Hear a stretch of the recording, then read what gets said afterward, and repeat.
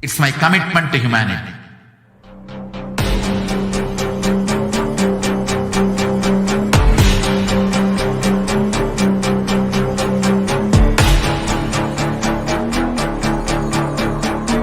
Just don't die within the next 3 years. I will reach you wherever you are, whichever corner of the world you may be. I will reach you with enlightenment. You manifesting the space, state, powers, being Paramashivam.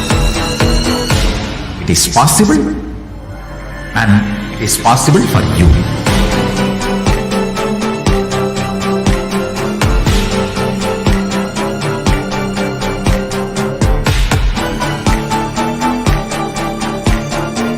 Paramashiva will reach you with enlightenment science.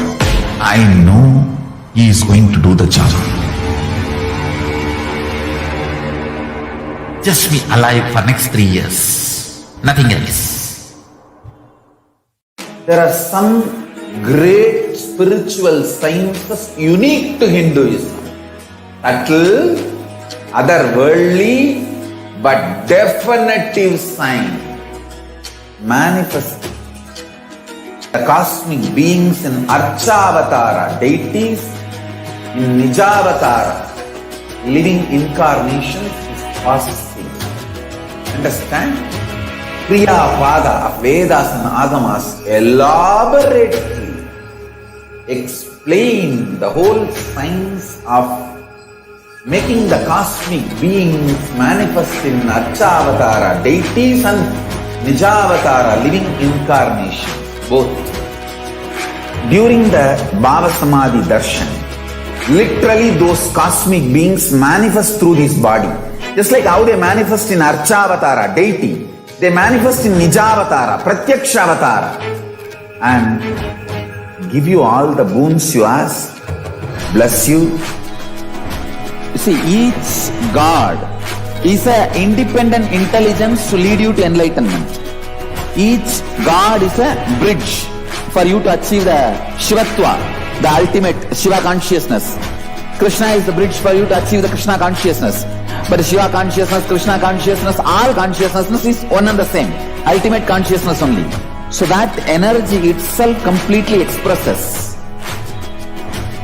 Just like Radhika, when I see my own sweetness in the mirror, I become eager to taste it.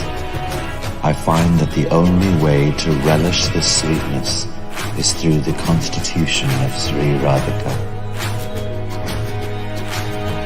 Bhava Samadhi Darshan is a window to the infinite expanse of consciousness, allowing us to glimpse the formless in a way that we can understand.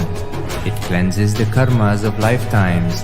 It awakens our biomemory to the space of Paramashiva, the ultimate consciousness, and creates a deep and lasting transformation in us.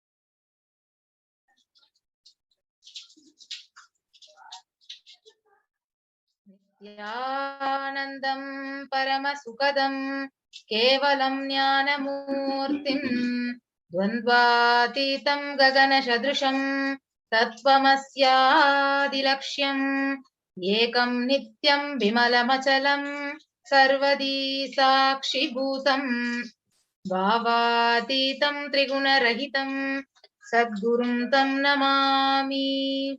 Nithyanandam, everyone. Welcoming you all for this Devi Parashakti Bhava Samadhi Darshan program and Akashic readings with Devi Parashakti herself. So today, I welcome all of you who are watching us live in the Nithyananda TV, Facebook, YouTube, and all the other social media platforms and waiting to receive Devi Parashakti's darshan. So today, before that, we will be starting on with the demonstration of the extraordinary powers of third eye and understanding about Parashakti and what are Akashic records and how can each one of us benefit from an Akashic reading session, which is going to be revealed directly by the Nija Avatara of Parashakti, Supreme Pontiff of Hinduism, His Divine Holiness Bhagavan Nithyananda Paramashivam. So before that, let us understand what is Bhava Samadhi Darshan. So what is Samadhi? So Samadhi means being in one with the source, and Bhava means the right attitude. So you connecting with the source through the right attitude is the Bhava Samadhi Darshan. So the attitude which you choose through that Bhava, being in one with the source, and knowing that that attitude is the ultimate and you being in oneness with the source is the Bhava Samadhi. So let us understand more about the science of this darshan. So all the divine cosmic beings are real and they manifest from Kailasa, the enlightened time-space zone. So by two ways, through the deities in the temples, they are called the Archavataras, and through the Nija Avataras, the incarnations in the Bhava Samadhi darshan.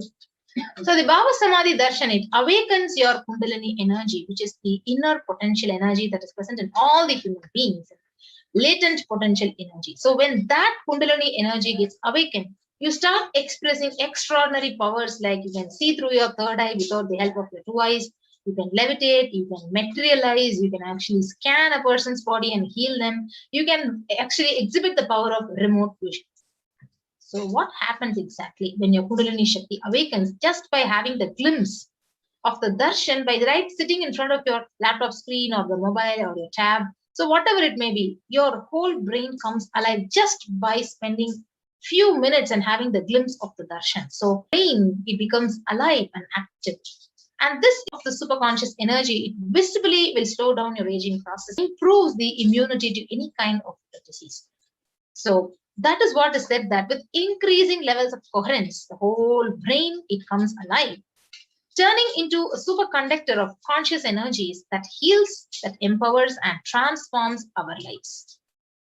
So when you have the darshan or glimpse of this Bhava Samadhi, it just brings lasting transformation in us, cleansing lifetimes of karmas and literally raising you to the next level of superconscious breakthrough. It is just like you hitting the reset button in your being and completely everything changes.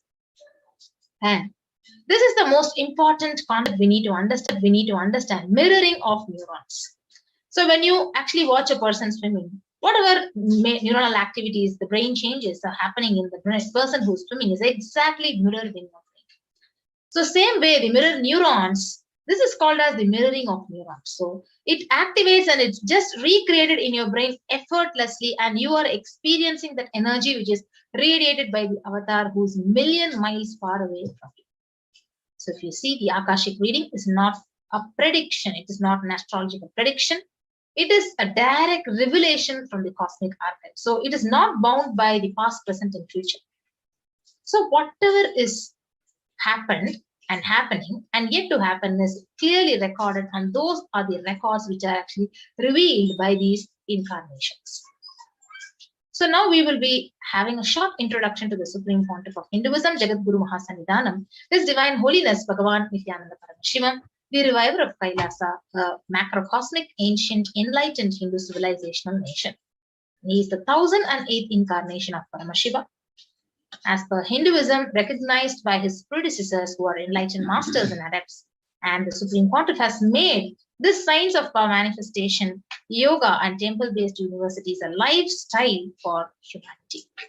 And the Supreme Pontiff is ordained as the 233rd Guru Mahasannidhanam of the Kanchi Kailasa Sarvajnapeetham, the incumbent emperor of Surya Vamsa Surangi Samrajyam, the present 293rd Jagadguru Mahasannidhanam of Kailaso Nata Shamala Pita Sarvajnapeetham, the present Mahamandaleshwar of Mahanirvani Akhada, the largest apex monastic order.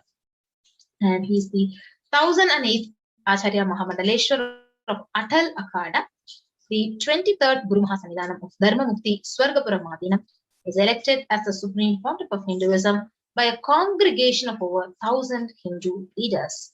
And he is revered as a teacher of Hinduism, most prolific, most viewed, most read, most watched, who has actually authored more than 300 books, 10,000 articles in 3 languages, English, Tamil, Sanskrit, translated into 50 languages with over 1,000 titles. And he has authored 20 million copies of books and articles, which are literally sold, read, and downloaded, and has delivered 10,000 hours of discourses. He has enriched and enriched over 1 billion lives digitally and respected as the commentator of all the sacred scriptures, the Bhagavad Gita, the Shiva Sutras, the Upanishads, the Yoga Sutras, Ashtavakra Gita, and the Jain Sutras. The Supreme Pontiff of Hinduism is honored as the leader of Hinduism, the most awarded, internationally recognized Hindu leader, the reviver of 108 ancient Hindu sampradayas like the Rudra Kanyas, the Rudras, the Rishis, the Rishikas, the Bhairavas, the Bhairavis, and Sannyasis, is the establisher of the largest Hindu university, Kailasa's Nithyananda Hindu University, with satellite campuses in 150 countries, establisher of 1,000 and plus Kailasa enlightenment ecosystems, founder and reviver of over 100 Sarvajna Pitas, and collector of the largest Hindu library with over 1 million books, 1 million palm leaf scriptures, and over 20 million digital books. So with that, we will be now witnessing the live demonstration of the extraordinary powers of third eye by the Balasans and the yogis of Nithyananda order. So first, we will be having an introduction to these various powers of third eye. And what are Shaktis, what are Siddhis, what is the difference, and what are the scriptural references to all these powers? And followed by a beautiful live demonstration of the powers of third eye. So all of you stay tuned, and we'll be right back after a short break. Joining with us are Nithyananda yogis and Balasans.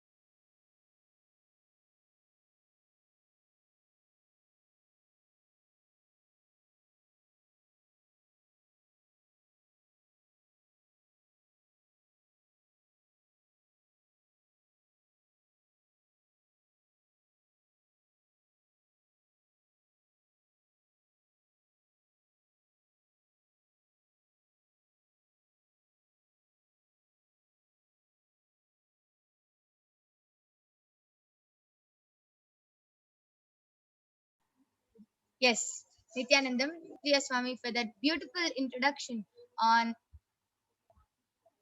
what is the Devi Parashakti Akashic reading. So now all of you will be witnessing the extraordinary manifestation of the Shaktis of Paramashiva, the powers of Paramashiva. But before that, you will be learning about what are the Shaktis and how we awaken these divine Shaktis in us. Yes, Nithyanandam.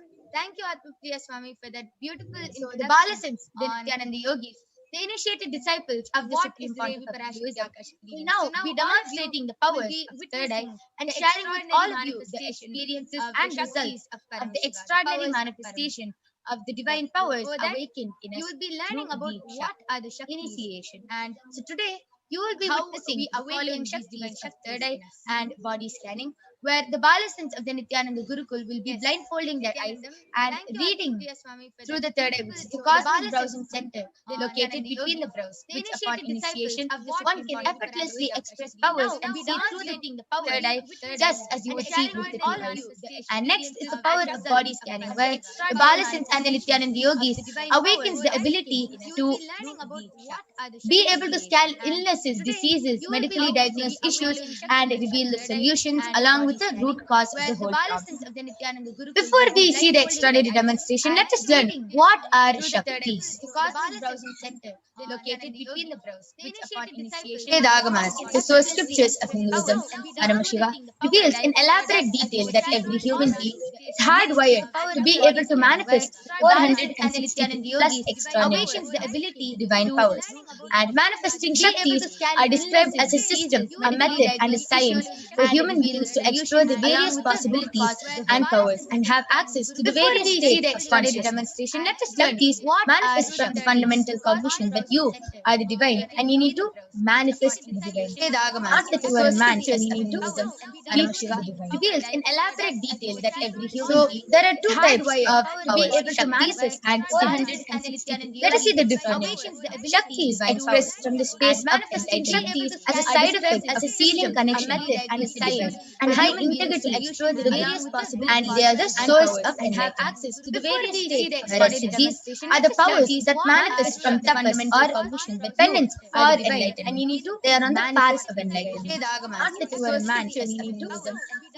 Few more differences are that Shaktis manifest through ordinary human beings in extraordinary ways, just with the initiation from the avatar, and they are permanent.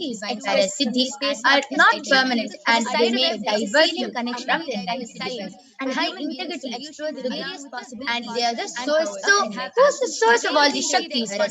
How do we get all these Shaktis? And who has revealed all these Shaktis to us? Paramashiva is the primordial divinity, the ultimate reality and cause. Self-effulgence, I am Prakasha, all pervading, unchanging being time, space as a fundamental base of Avyakta, the unmanifest and Vyakta are manifest existence, permanent, performs the Panchakritya, or five cosmic acts of Srishti, creation, Sthiti, maintenance, Samhara, rejuvenation, Prabhava, how do we get all the Shakti and Anugraha, liberating grace for all living, Paramashiva, and Paramashiva, that very Paramashiva himself has landed in the human body in the form of the Supreme Honorable Hinduism, Jagat Guru Mahasannidhanam, and His Divine Holiness Bhagavan Nithyananda Paramashivam as the 1008th living incarnation and representation of Paramashiva and the reviver of Kailasa, the ancient enlightened Hindu civilization and maintenance, the great cosmic bodily unity.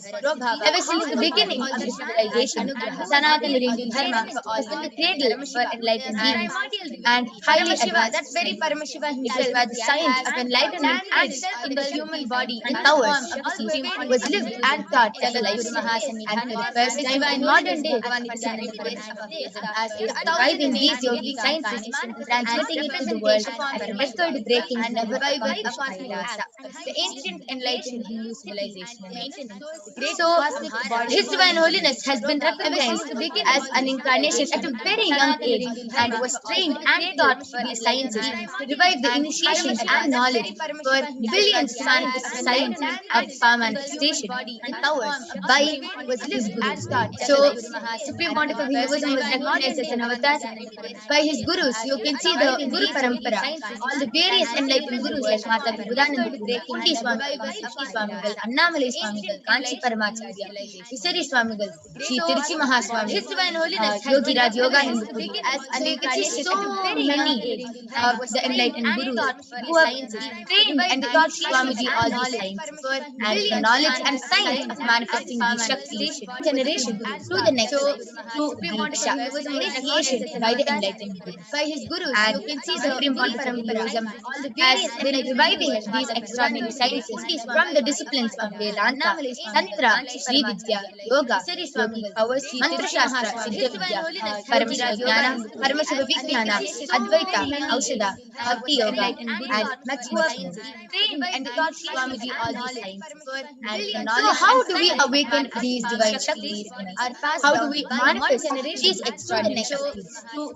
Every ultimate jnana mapped into your consciousness prajna manifests as power and possibility these extraordinary sciences from the disciplines of Vedanta. So let us now see a small video which explains what is Diksha and how the Diksha is transmitted to us and how we manifest Shaktis and much more. Let us now watch a small video. So how do we awaken these divine Shaktis? How do we manifest these extraordinary Shaktis? Every ultimate jnana mapped into your consciousness prajna manifests as power and possibility these extraordinary sciences from the disciplines of Vedanta. So let us now see a small video which explains what is Diksha and how the Diksha is transmitted to us and how we manifest Shaktis. Diksha is the direct transfer of spiritual energy by an enlightened being through look, word, or touch. The traditional Vedic book Navaratneshwara states, Sarvasamapi dikshanam muktihi phalamakhanditam avirodhat bhavantyeva prasangyastu bhuktayah. The main benefit of all initiations is moksha, enlightenment. As a side effect, direct health, wealth, spiritual leadership, and well-being happen through look. And in Rudrayamala Tantra, Shiva says, the traditional Vedic book Navaratneshwara states, Sarva samapi dikshanam muktihi phalamakhanditam avirodhat bhavantyeva. the one who is not initiated does not attain the main benefit of all initiations is moksha, enlightenment. As a side effect, direct health, wealth, spiritual leadership, and well-being happen through look. And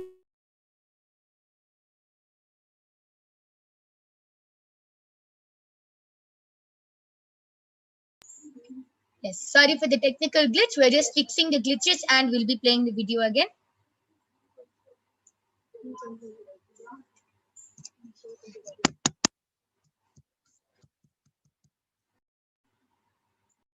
as a side effect, direct health, wealth, spiritual leadership, and well-being happen. And before, with increasing levels of coherence, the whole brain comes alive, turning into a superconductor of conscious energies Sorry for that the technical heal, glitch. We're just fixing the empower, glitches and we'll be playing the transform video our again. lives, bliss and fulfillment. Initiation creates high awareness, visualization, creativity. It also slows the aging process and health, health, sistership, and Kundalini awakening and healing experience. With increasing levels of coherence, teleportation, the whole brain comes alive, turning into a superconductor of conscious energies through a range Sorry for the of technical music glitch. We're just programs power conducted and at we'll the be transform playing our lives. Nithyananda and fulfillment. Nithyananda Nagar, initiation creates high awareness, Visualization, creativity. It also slows the aging process and health, wealth, sistership, and Kundalini awakening and healing experience. With increasing levels of coherence, the teleportation, whole brain comes alive, turning into a superconductor of conscious energies through a range The of technical music glitch. How is it programs science is authenticated power and we'll be transform playing the our video again. lives. Nithyananda and fulfillment. Nithyananda Nagar, initiation creates high awareness, Visualization, creativity. It also slows the aging process and health, sistership, and Kundalini awakening and healing experience. With increasing levels of coherence, the Teleportation, whole brain comes alive, turning into a superconductor of conscious energies through a range of music programs Science is authenticated power and transform our lives. Nithyananda and fulfillment. Nithyananda Nagar, initiation creates high awareness, Visualization, creativity. It also slows the aging process and health, sistership, and Kundalini awakening and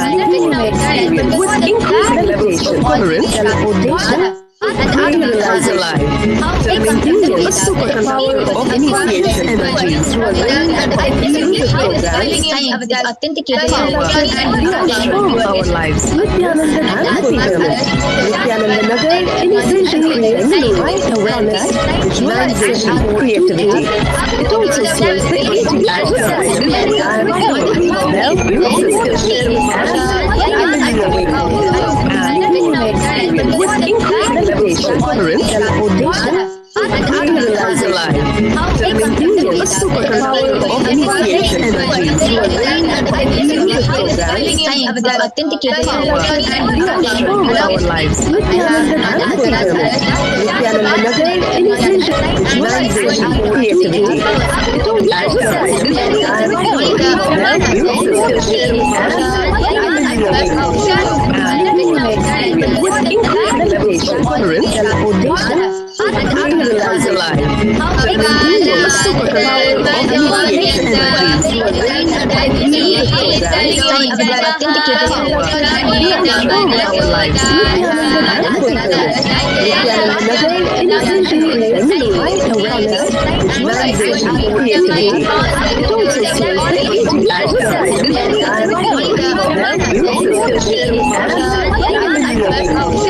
and with increased meditation, tolerance, teleportation, realize alive, turning the superpower of initiation energy through a range of music programs transform our lives. Nithyananda and fulfillment. Nithyananda Nagar Initiation creates light awareness, visualization, creativity. It also slows the aging exercise and well-built system and with increased meditation, tolerance, teleportation, realize alive, turning the superpower of initiation energy through a range of music programs transform our lives. Nithyananda and fulfillment.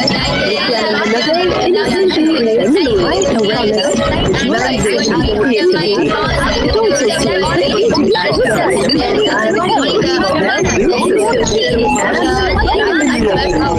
and with increased meditation, tolerance, teleportation, realize alive, turning the superpower of initiation energy through a range of music programs transform our lives. Nithyananda and fulfillment. Nithyananda Nagar Initiation creates light awareness, visualization, creativity.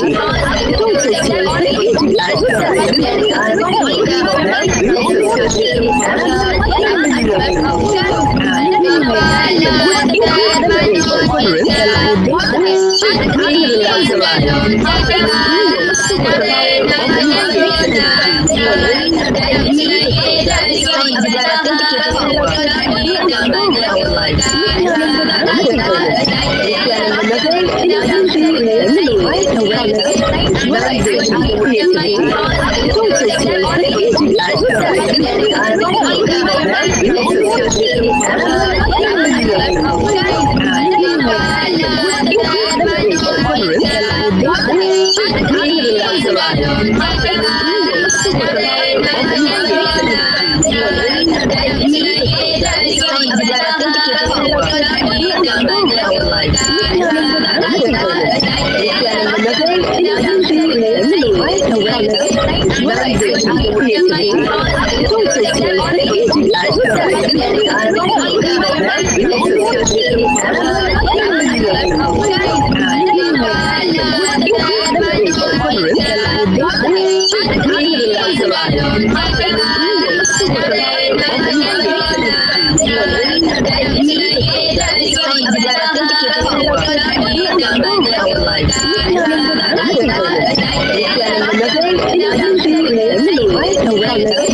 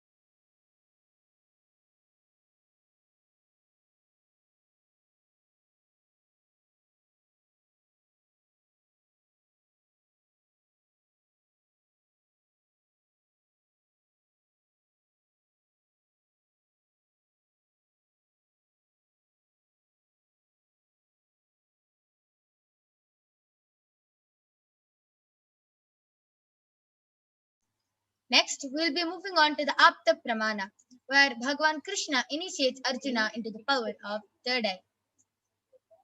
न तु मां शक्यसे द्रष्टुम् अनेनैव स्वचक्षुषा दिव्यं ददामि ते चक्षुः पश्य मे योगमैश्वरम्.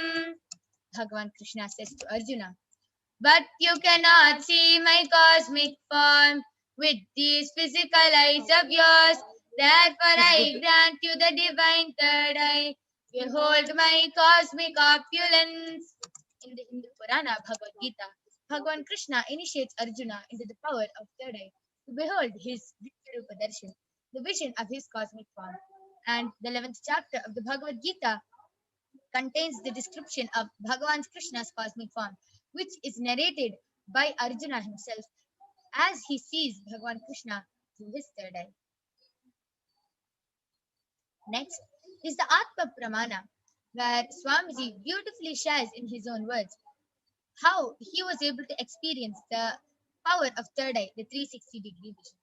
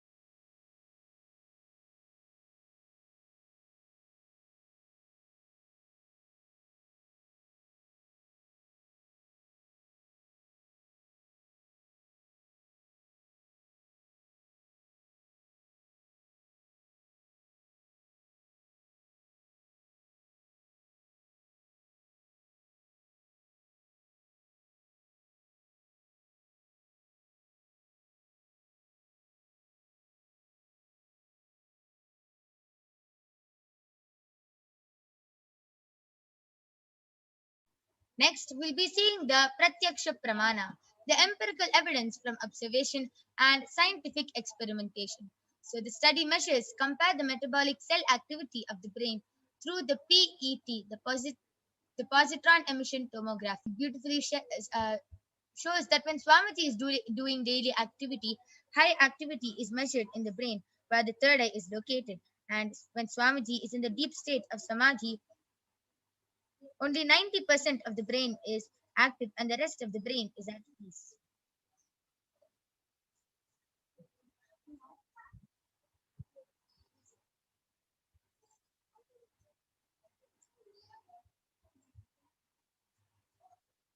And now we'll be moving on to the Sakshi Pramana, where you will be witnessing the extraordinary demonstration of the power of third eye being manifested by Ma Kaladhara.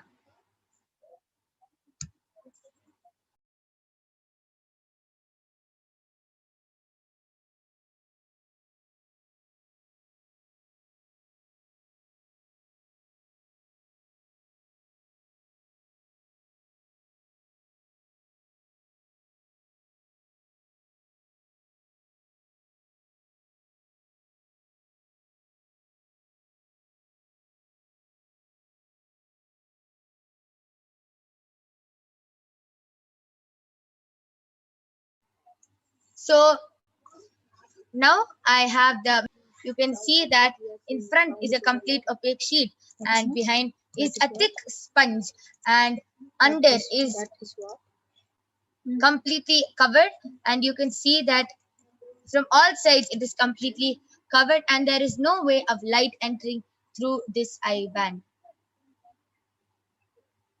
So This is the eye band I'll be placing on Ma Kaladhara's eyes, and in front of your eyes I am opening the eye band and placing it on her eyes.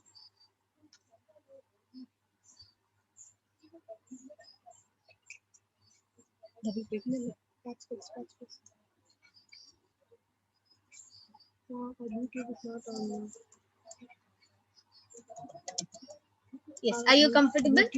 Yes, my Yogaprana, could you adjust my eye band to the middle? Ma? Now is it comfortable? Yes. Yes.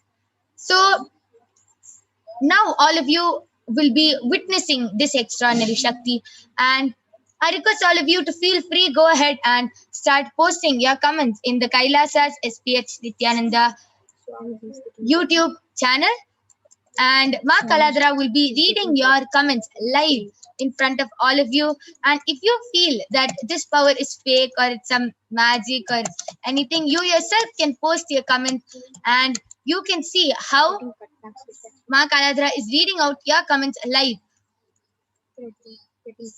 So I request all of you to go ahead and start posting your comments. Yes. Comments.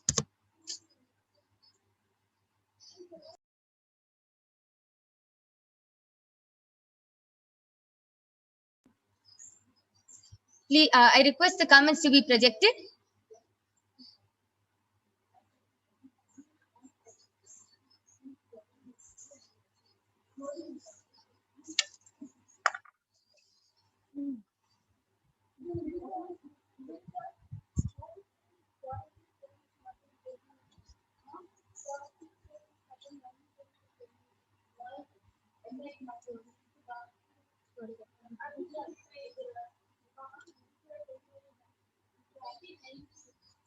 I request all of you to go ahead. Please continue posting your comments, and I request the comment section to be projected.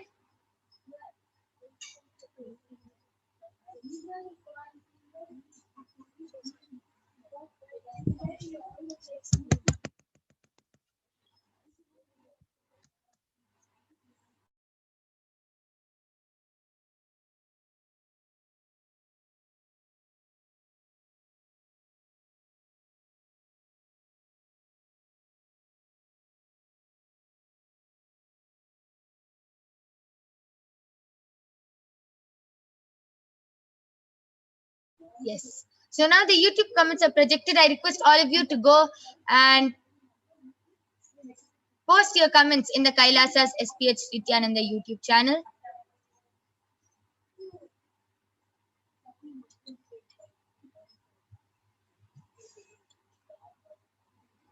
Yes. Ma Kaladhara, go ahead. Yes. Before I start, I would like to turn to my right, left, up, and down. Yes. Expression of me, I am. Ma Nithyananda has posted. Terrible Facebook is ECHO in a bracket and ma dot. Maybe they can reset or restart. And the next comment is from yes. Ma Mahajalandhara Sitananda, we're really sorry for the technical glitches, ma. They will be fixing it now, ma. And she has posted the screen blessings Nithyanandam with an exclamatory mark and a red color heart. And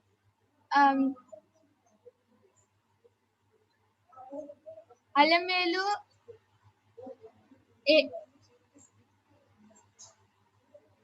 Kandaswamy has posted Nithyanandam. Yes, I request all of you to continue posting your comments. You can post anything you want: emojis, numbers, letters, shapes, stickers, words, medical terms, scientific terms, anything you want. Please feel free. Go ahead and post.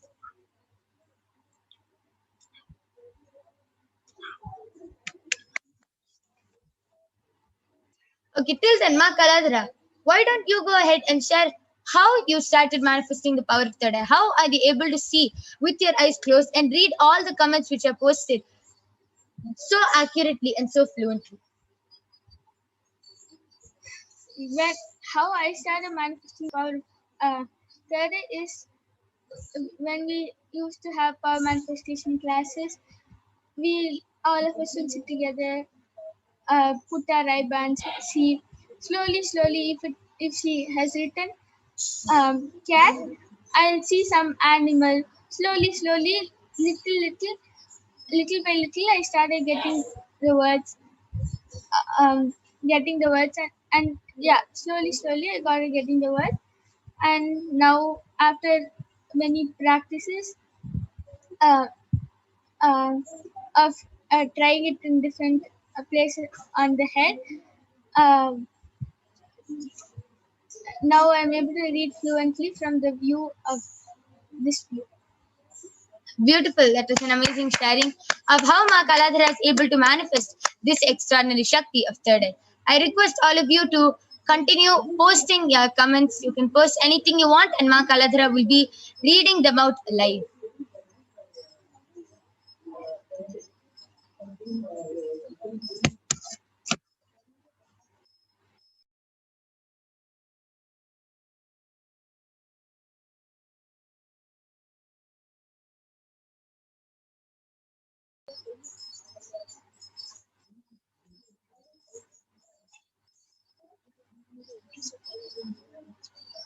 Okay.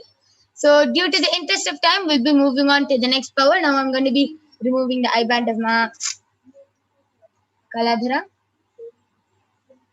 So you can see how the eye band is intact, and it was just like how it is before we put the eye band on Ma Kaladhara's eyes.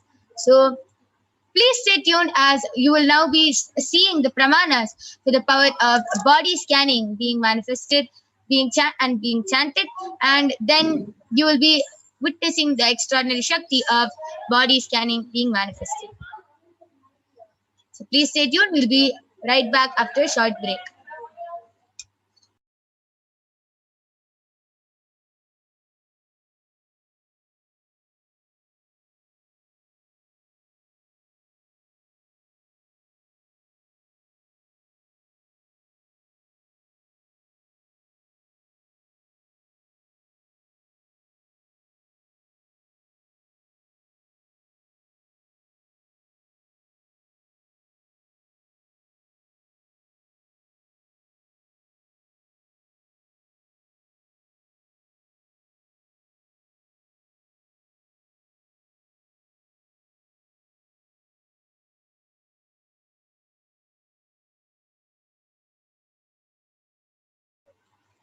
Yes, so now we will be seeing the pramanas for the power of body scanning. We'll first be seeing the Shastra Pramana, which comes from the Vijnana Bhairava Tantra.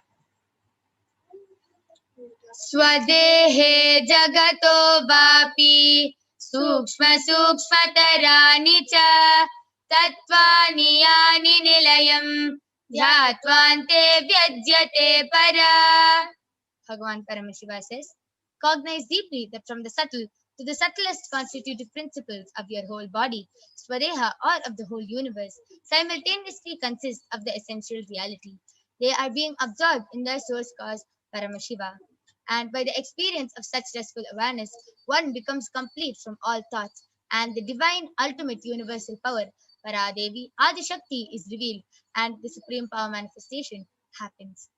Next is the Apta Pramana, which comes from the life of a Siddha named Tereyar.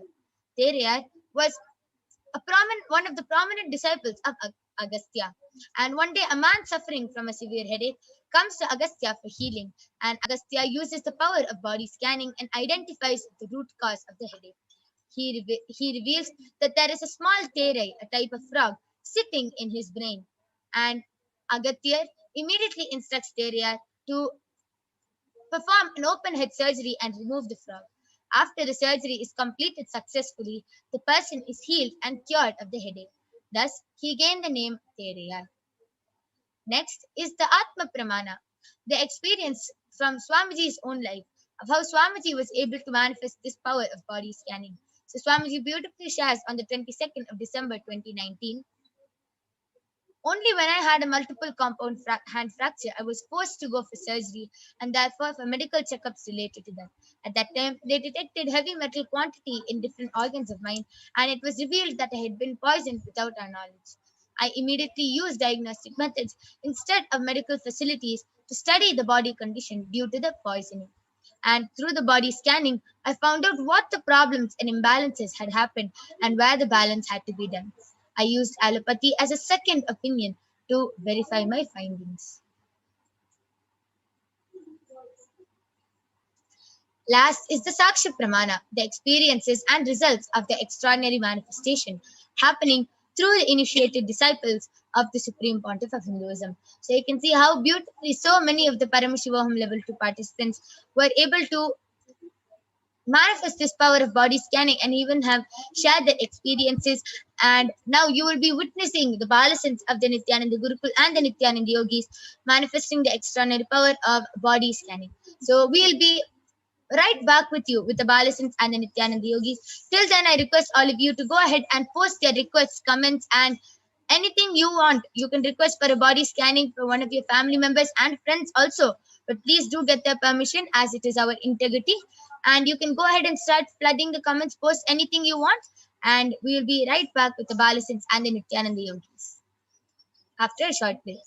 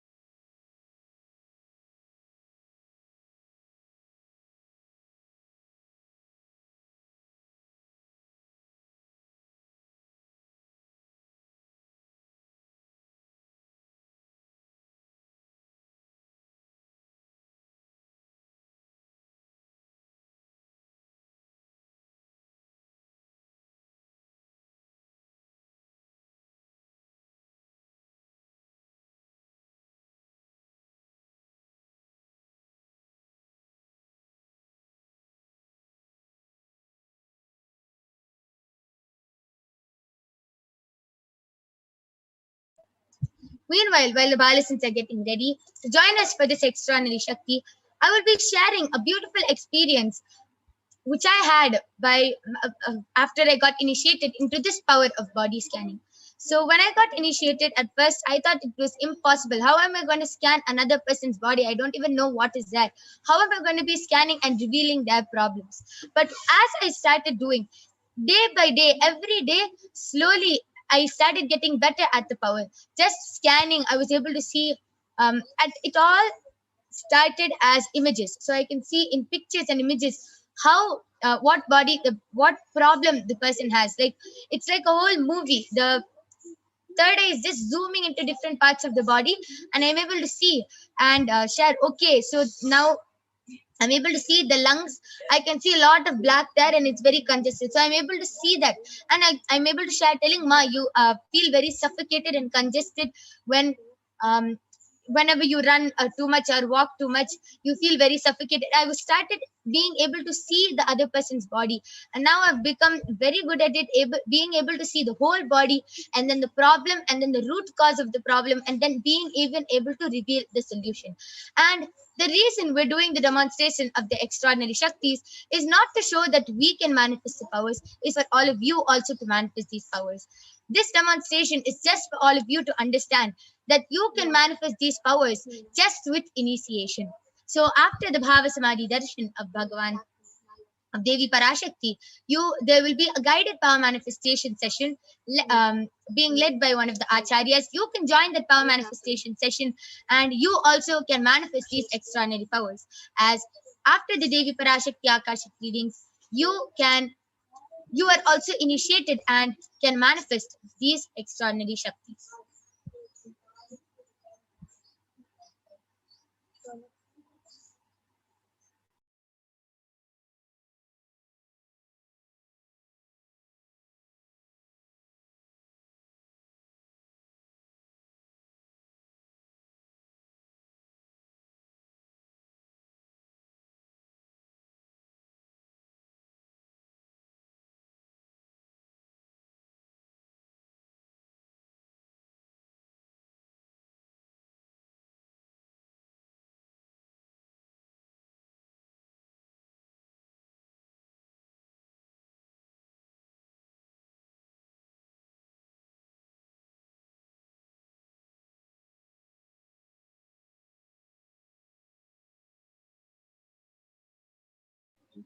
Yes.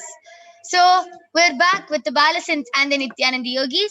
Along with me, I have Maniti Brahmayogananda, Ma Soni, Maniti Mahavidyananda, and myself, who is going to be manifesting this extraordinary Shakti of body scanning, which all of you are going to be witnessing today. So I request all of you to go ahead, continue posting your comments, and we'll be choosing each person and assigning it to one of the Balasins and the Nithyananda Yogis, and they will be doing a body scanning for you and revealing what they were able to see.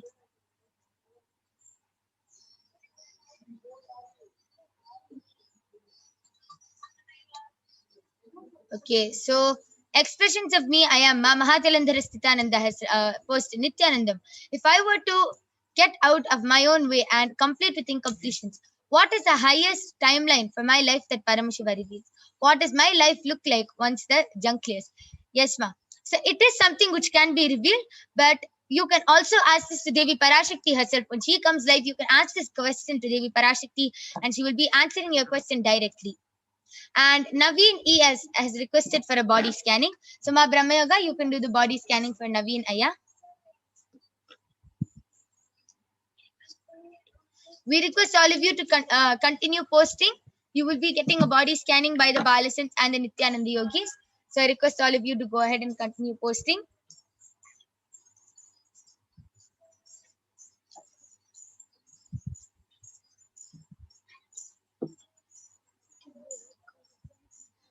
You can go ahead, call your family members, friends, call anyone who you want, and they can witness this extraordinary Shakti. They can get a body scanning and call whoever you want, and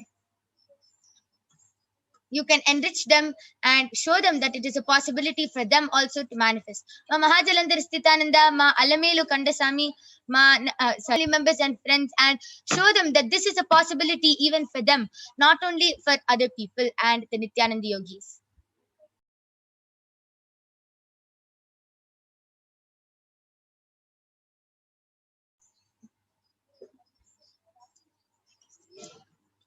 So now all the Balasins and the Nithyananda Yogis will be chanting the Mahavakya together to manifest this extraordinary power of body scanning.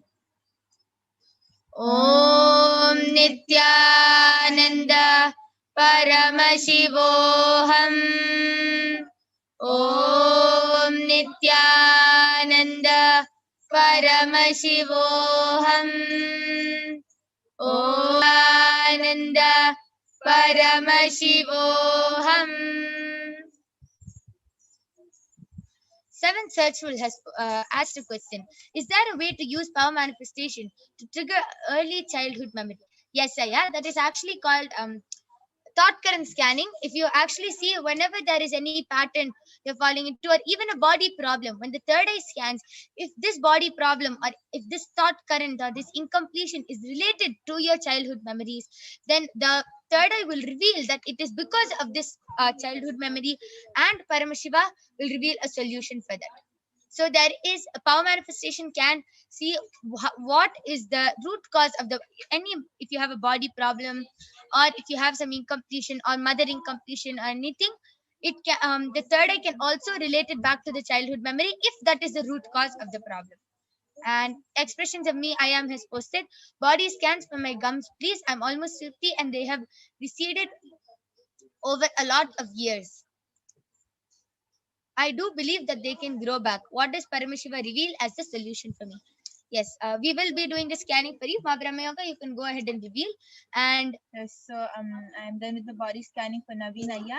yes, And just before that, Ma Mahavidya, you can scan Ma Mahajalandhar Sitananda. Yes, yes, please continue. Okay, so Naveen Ayya, Paramashiva revealed to me that first thing, you have a lot of mucus in your lungs, and it is like you always feel very tight over here, and that is actually because of the blockage. It's blocking, and it's giving you a suffocated kind of feeling. You always feel very irritated and suffocated and very tight, and that is because of the blockage. And also, Paramashiva revealed that you have a lot of gas in your body, and the solution for both of this is, first thing, for the mucus, you should stop having it, having too much of dairy products and too much of junk food. You're not, Paramashiva is revealing that you're not having healthy food at all. So first thing, for the next 1 week, you should be doing the Nirahara Samyama, which is being only on liquids. And even though you're on Nirahara Samyama, you should avoid milk for some time and any dairy products. And then after that, you can start eating normal food, but you should reduce the amount of dairy products you're having and the amount of junk food you're having. And for the gas in your stomach, you're eating dinner too late in the night and you're not taking haritaki. So you should start eating dinner a little earlier, and also you should take at least 1 spoon of haritaki every day before going to sleep. And also, Paramashiva revealed that when you continue doing this, following these solutions, you yourself will see the change and the cleansing happening in your body. And after around 3 or 4 weeks, if you intensely do this cleansing, and after 3 or 4 weeks, you'll see the effect happening, and automatically third eye also will slowly start manifesting for you. And just to add on what Brahma Yoga said, Ayya Paramashiva revealed that you really have to increase your immunity, Ayya. And so to increase your immunity, Paramashiva revealed that drink green juice during Brahma Muhurta. Yes, that is a beautiful solution, and a beautiful body scanning revealed by both Ma Nitya Brahmayogananda and Ma Soni. And Naveen, I request you to get back and post and share with us whether you were able to relate with the scanning. And Naveen Aya has posted, I want to know when third eye can happen in me. Yes, Aya, immediately after the Devi Parashakti Akashic readings, you are already initiated. So there will be a guided power manifestation segment, and then itself you can start manifesting this extraordinary power. Mahesh Aya has posted, Nithyananda Ma, please scan my body. So Ma Soni, you can do the body. Mahesh Aya. Yes, and body scanning, which is a problem for gums for Mahajala Dhistananda. Ma, what Paramashiva is revealing is, what you need to do is give your gums a good exercise in the day. So please have some clubs. Take clubs, keep them between your teeth and kind of munch on it. Keep like a chewing gum almost. Just keep sucking on it for quite some time in the day. So that will, the juices that come out of the club will help you make your gums stronger. And that is one. Number two, brush your teeth with haritaki powder. Literally take haritaki powder, like a tooth powder, and use haritaki as a tooth powder. And when you are doing that, some pitta may come up. You may feel just a little bit like, okay, it may be like, like a throwing up sensation, which is fine. But when you do that, it will start healing your gums wherever they are receding. And that will also reduce any pitta content in your body. So these two solutions and your gums should be back to normal. Yes, that Mahavidya. Ma Jalandhar Sita, I request you to get back whether you were able to hear that. Naveen Aya has gotten back telling, okay, thank you, Ma. Okay. Yes, Aya, thank you so much. And just follow the solution, you'll be healed. And Nithyananda Ma Shanti, I welcome you to Kailasa's SPH Nithyananda YouTube channel.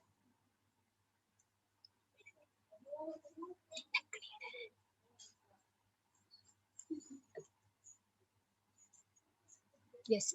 And the moment Ma Soni is ready, she can also go ahead and reveal.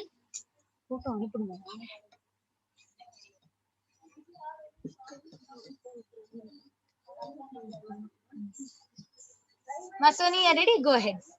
Nithyananda Mahesh Ayya Paramashiva revealed that nowadays you are having lots of junk food.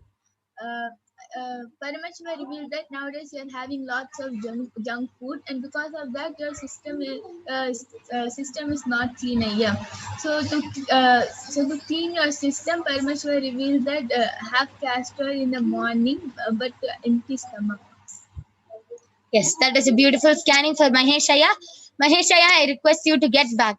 And I can see Ma Shanti Rajmanikam has also posted, and she has requested for a body scanning and a healing. Ma Brahmayoga, you can quickly do a body scanning for Ma Shanti. Ma Mahajalandhara Sthita got back telling, heard it, grateful for the sharing. I do believe they can grow back, so I will follow the solutions prescribed with full faith. Thank you, Ma. Yes, Ma, just follow the solutions, and Paramashiva has already started healing your body. The moment Paramashiva's eye, the third eye, the moment it fell on your body, automatically, immediately your body started healing.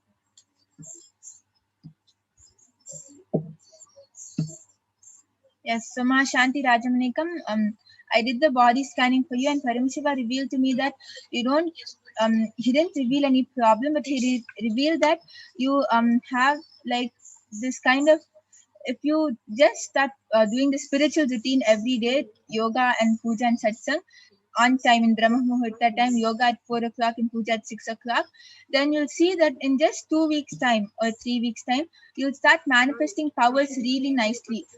You'll start manifesting so many powers, and you'll start manifesting it so nicely.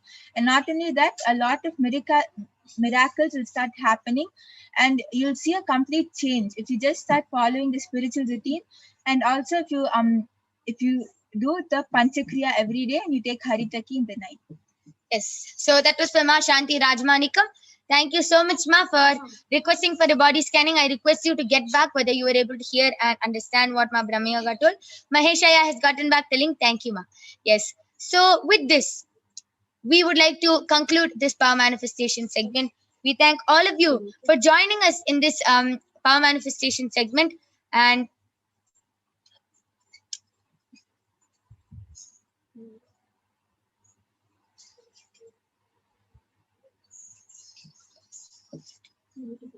so we thank all of you for joining us in this power manifestation segment.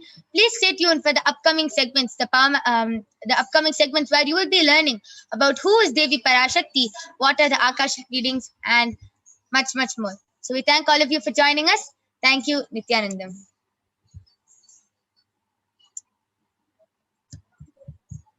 Nithyanandam to all the viewers. Now we're entering into the next segment in today's program, where we will be able to be introduced to Devi Parashakti. Who is Devi Parashakti? What are the divine cosmic principles which she radiates, and what are the great teachings that she embodies? And we'll also be understanding what are the Akashic records. What does it mean to be a part of the Akashic records, to participate and to have your Akashic readings read out? Devi Parashakti has literally opened up beautiful guidance for each and every one of us. So we'll be now getting ready just by being introduced to the divine cosmic being, Devi Parashakti.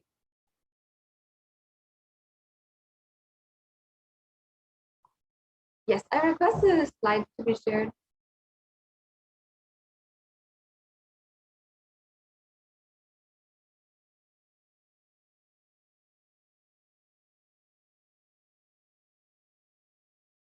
For the next segment, now understand that Devi Parashakti is the divine cosmic mother. She is the source of all things, and the source where billions and billions of universes go in and come out. She is the source where all of us have come from, where all of us are in right now, and in which all of us are going to merge. Devi Parashakti is the divine cosmic mother, the embodiment of divine feminine consciousness that each and every one sees and relates to as the cosmic mother. And the Supreme Pontiff of Hinduism beautifully says that the first and foremost relationship in any person's life is their relationship with their mother. And it is the relationship which has the beginning of all inspiration, of all motivation in one's life. And the relationship with the mother can be used beautifully to strengthen and to ultimately enrich their relationship with the cosmic mother. That is why in Sanatana Hindu Dharma, every single mother and your own mother is seen, worshipped as the cosmic mother herself, because the relationship that you cherish and nurture towards your biological mother will be inevitably what you cherish and nurture towards the cosmic mother. And how do you feel about life itself taking care of you in the form of mother? Now, in this segment today, we will be understanding the deeper truth and the revelations that were made by Devi Parashakti herself on how the actual creation happened from Devi Parashakti, from the happening of Devi Parashakti. The Supreme Pontiff of Hinduism is himself an ardent and passionate practitioner of the Shakta Sampradaya. It has such beautiful significance in Sanatana Hindu Dharma. Not only this, Supreme Pontiff of Hinduism has revealed to the world that just the Shakta Sampradaya, the one mother worshipping tradition, if it was the last of all of the Sampradayas which was alive and which had survived, every single other Sampradaya, every single other beautiful lineage could be revived back. And in Sanatana Hindu Dharma, there are more than 10,000 Sampradayas. So now let's be introduced to Devi Parashakti. I request this slide share to start. If you can project the slide, please, for the introduction to divine feminine consciousness. In this segment also, we'll be introducing each and every one of you how to ensure that you are receiving Devi Parashakti in the right way. How to ensure that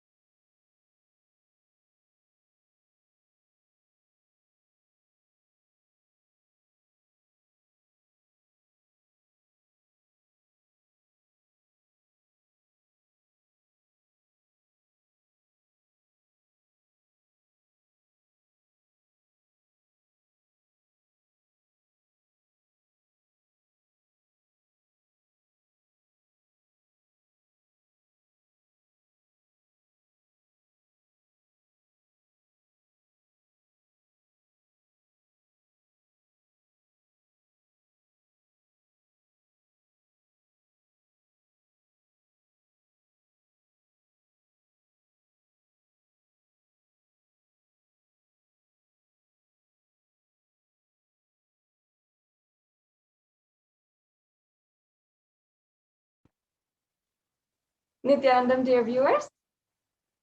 Sorry for the technical glitch. We'll be right back with the projection and continue the session as it was.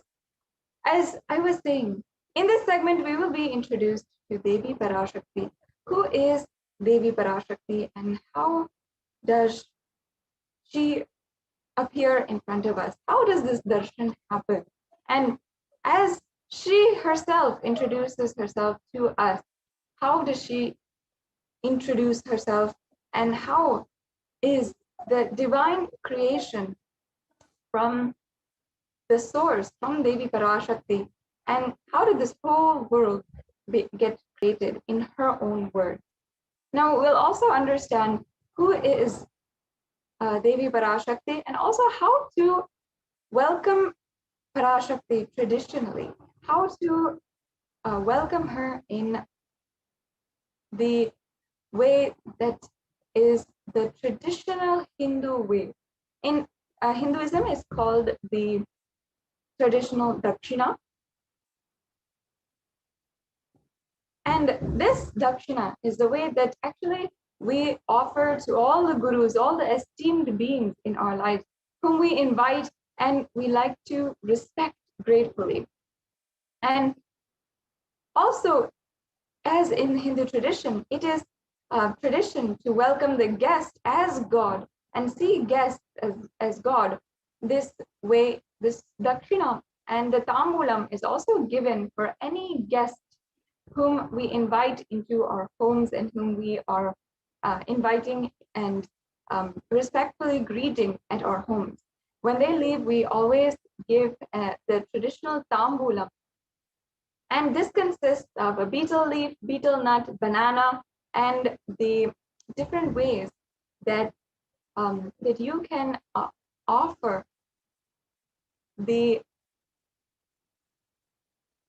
different ways that you can offer the traditional Dakshina. So we'll also be seeing shortly the examples of Dakshina. And usually during this Dakshina, we offer a small coin with the offering. However, it is not a way that we can earn a donation or anything like that.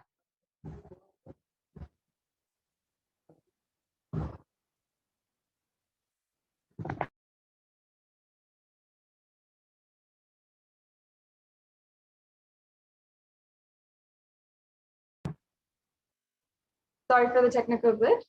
As I was saying, the Dakshina is not a way that it is to monetize, or it's not a way that we are trying to get any kind of donation. But the rituals actually add a lot more value into the experience itself. They are the science of how to break your monotonous, unconscious thought currents and breaking your default future, whatever is going on inside. And you can make sure that you are not experiencing the same extremely burdening patterns inside of you by practicing the rituals. And a part of these rituals are the traditional Dakshina, the Tambulam that we offer during the Devi Darshan.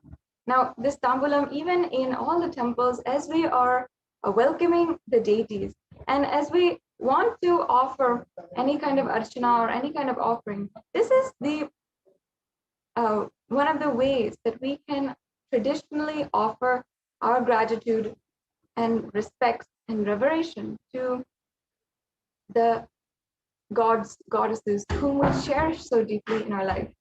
Now, later on during today's segment, we'll also be able to explain to each and every one of you the different offerings that are available today for you to offer to Devi Parashakti.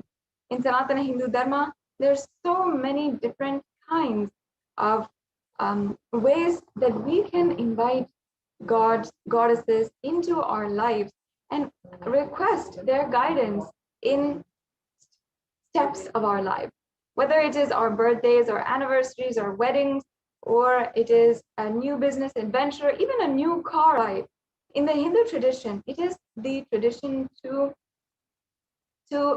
invite God, respectfully offer worship, pay our gratitude for whatever He has blessed and bestowed in our lives, and we can invite all the gods and goddesses and invite them, offer our respects, and request them to guide us further, to protect us further in our entire life.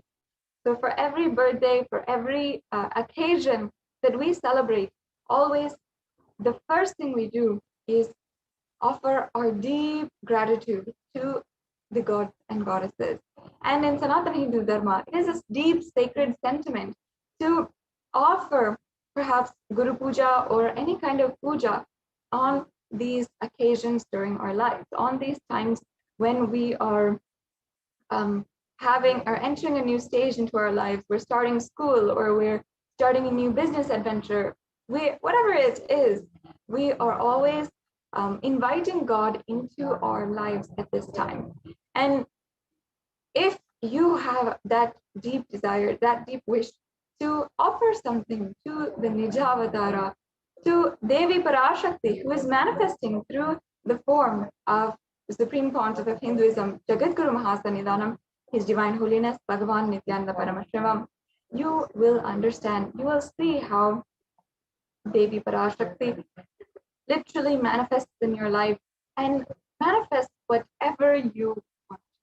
And in addition, it is exciting to be able to announce, to share with each and every one of the viewers the ongoing Guru Purnima celebrations during the Guru Purnima Brahmotsavam, as well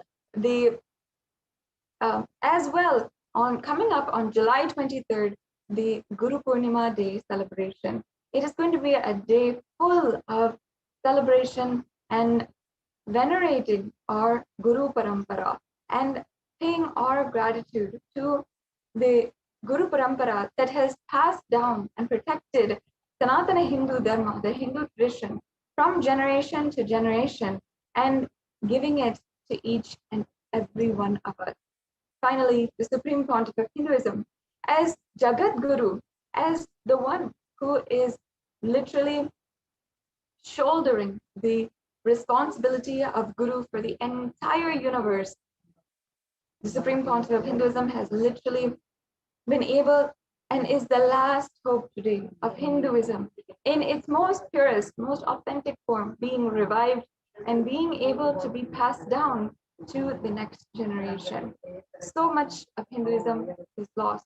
But whatever we are cherishing today, whatever we are enjoying today, is because of our Guru Parampara. Hindus all over the world, the strongest people, whether it comes to educational background or whether it comes to stable families, whether it comes to our beautiful, rich culture, in every single way, we have the most beautiful tradition to offer our gratitude to. And whom can we offer our gratitude to is the very lineage, the very Guru Parampara that has ensured to protect the Guru Parampara from the Hindu tradition, from the anti-Hindu militants, and from the ongoing genocide that is going on, and passed down, protected the Hindu tradition until today. And we offer our gratitude every single day during this program as well. We offer our gratitude to the Supreme Pontiff of Hinduism with the Uttamottama Mahapaksha Guru Puja. It's such a beautiful seva where we are seeing from the Nithyanandeshwara Paramashiva Devalayam in Adi Kailasha Sarvagnipitam, the offerings being done to the deity of the Supreme Pontiff of Hinduism, as well the Guru Parampara, which he inherited, which he is the successor of, and he is the next successor in the lineage of unbroken, esteemed, enlightened being. Yes, so let us now enter into the next segment of today's program.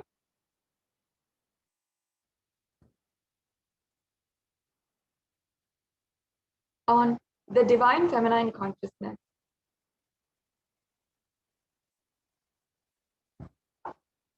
Yes, joining with me is Atmapriya Swami. We'll now be chanting the Dhyana Shloka for Devi Parashakti. Sindura Trinayana Manikya Mauli Spurat Taranayaka Shekaram Smitamuki Mapina Vakshoruham Panibhya Malipurna Ratna Chasakam Raktotphalam Bibhratim Saumyam Ratna Katastha Rakta Charanam Dhyayet Paramambika. And the English translation. The Divine Mother is to be meditated upon as shining in vermilion, and body with triple eyes, sporting a crown of rubies studded with the crescent moon, a face all smiles and a splendid bust, and one hand holding the jewel cup brimming with mead, and the other holding a red lotus. Yes, the next Dhyana Sloka says, Arunam Karuna Tarangitakshim Dritapashankusha Pushpa Bana Chapam Animadi Viravridam Mayukairahamityeva Vibhavaye Bhavani. I meditate on the great Empress. She is red in color and her eyes are full of compassion. And she holds the noose, the goad, the bow, and flowery arrow in her hands. She is surrounded on all sides by power such as anima for race, and she is the self within me. Yes, so Devi is the ultimate pure feminine consciousness. Parashakti, the cosmic mother. It is her cosmic womb from which billions and billions of universes comes out and goes in. Source where the Big Bang and black holes go on. Parashakti is the source Shakti, the source energy, the source power, from which all of us came in which all of us are going to merge. And out of her extreme love and compassion, Parashakti herself is manifesting through the embodied form as Nijavatara of the Supreme Pontiff of Hinduism, Jagat Guru Mahasannidhanam, His Divine Holiness, Bhagavan Nithyananda Paramashivam, gracing us, answering all of our questions, attending to our prayers, giving boons, healing us, revealing our past, present, and future, and delivering profound spiritual truths, and ultimately giving us the experience of Paramashivoham itself. Yes, so in the words of Parashakti herself, she has revealed, rising as Omkara, expressing as Vedas and Agamas, blossomed as Krimkara, filled as Parashodasi, living in 40 triangles, the Kailasa Swamini, who is in Kailasa Sripura Chintamani, Parashodasi, sitting as a part of Paramashiva, Parameshwari, who rules the world, Paramashakti, Manunmani, Meenakshi as Nithyananda. I took the Nijavatara here to give good boon to everyone, to bestow all goodness, Hiranyagarbha Swarupini, Brahmanda Yoni, Shami, Chandramaudi, Rapala, Aparna, Uma Parvati, Savitri, Navayavana, Samraja Lakshmi, Parameshwari, Parashodasi, Meenakshi, taking the form of Nithyananda, I came here as Nija Avatara. With great compassion, I am blessing, listen, people to do good to all of you. I took the form of Nithyananda and I came down as Nija Avatara. Devi Parashakti continued, raising in Omkara, blossoming as Shiva, Shiva manifesting as the source of existence, the powers of existence, the expression of existence, from oneness of Om, blossoming into two as Prakriti and Purusha, blossoming as three Shaktis, Icha, Kriya, Jnana Shakti, growing as the four Vedas, expanding as five Panchaputas, beyond the six chakras, filled as the Gotras of seven Rishis, expanding as 8 directions, existing as 9 Grahas, blossoming as 10 Indriyas, being as 11 Rudras, creating all the world, bringing life to tell and make truth blossom, and to do good. Parashodasi, Meenakshi, in the form of Nithyananda, I came to bless every one of you. Yes, so how do we receive Parashakti? So literally, when you're having the darshan, you're seeing Paramashiva and Parashakti in a screen. So always let us receive her very traditionally. So the traditional way of receiving her is receiving her with the tambulam, which includes 2 betel leaf, a banana, a betel nut, and a coin in front of the screen. And this coin is actually considered as a traditional dakshina, and it can be of any lowest value, even 1 paise or even 1 cent. Now you can offer that to Devi, and after the darshan is over, do the namaskar and eat the banana, the betel leaf, and betel nut and take it as prasadam immediately. You can collect those coins and send it to the Los Angeles, the Nithyanandeshwara Hindu Temple in Los Angeles in USA. And this betel leaf, the betel nut, all this might look really trivial or really small, but in a few days we will see how much it adds to our sacred sentiment that really Devi Parashakti is there. And we will not anymore take the Devi darshan for granted. Rituals will break your monotonous, unconscious mentality and lifestyle and remind you and raise you to the powerful cognition. It will break your unconscious behaviors.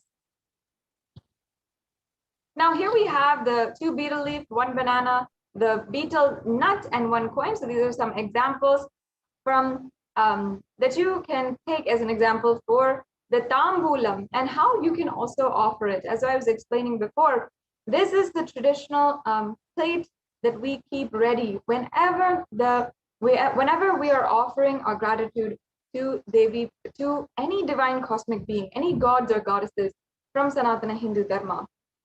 So you can take part in this tradition and this beautiful offering and ensure that you have all of these items set up for Devi Bhava Samadhi Darshan. So now this brings us to a conclusion in this segment in today's program. We will now be moving into the next segment of today's program, where let us understand how to ask your questions in the Devi Parashakti Akashic reading.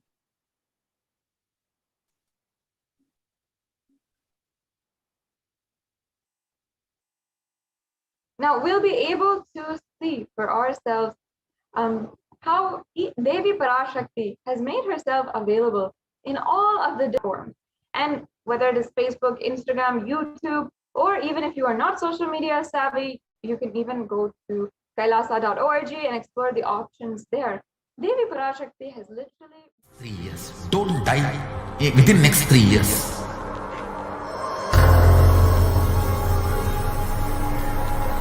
Just don't die within next 3 years. Be alive, somehow be alive. I'm working sincerely. I will reach you somehow. Somehow I will reach you. It's my commitment to humanity.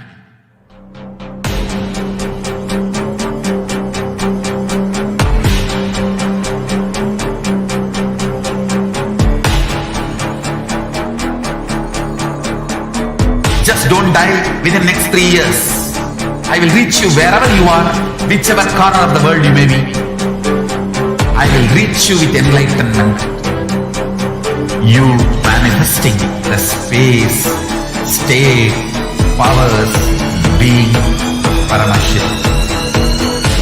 It is possible, and it is possible for you.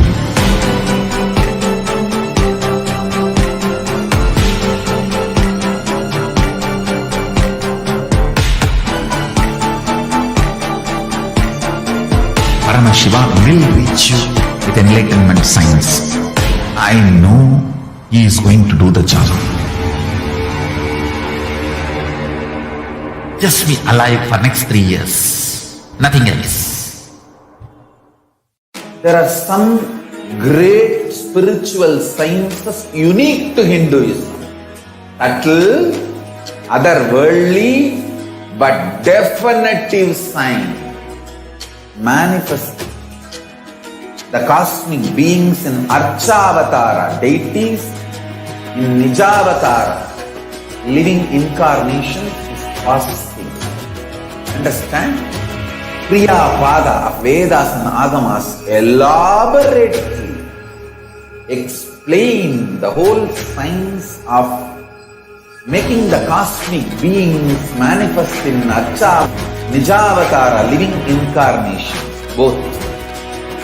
During the Bhava Samadhi Darshan, literally those cosmic beings manifest through this body. Just like how they manifest in Archavatara, deity, they manifest in Nijavatara, Pratyakshavatara, and give you all the boons you ask. bless you. See, each God is an independent intelligence to lead you to enlightenment. Each God is a bridge for you to achieve the Shivatva, the ultimate Shiva consciousness. Krishna is the bridge for you to achieve the Krishna consciousness. But the Shiva consciousness, Krishna consciousness, all consciousness is one and the same. Ultimate consciousness only. So that energy itself completely expresses. Just like Radhika, when I see my own sweetness in the mirror, I become eager to taste it. I find that the only way to relish the sweetness is through the constitution of Sri Radhika. Bhava Samadhi Darshan is a window to the infinite expanse of consciousness, allowing us to glimpse the formless in a way that we can understand. It cleanses the karmas of lifetimes. It awakens our biomemory to the space of Paramashiva, the ultimate consciousness, and creates a deep and lasting transformation in us.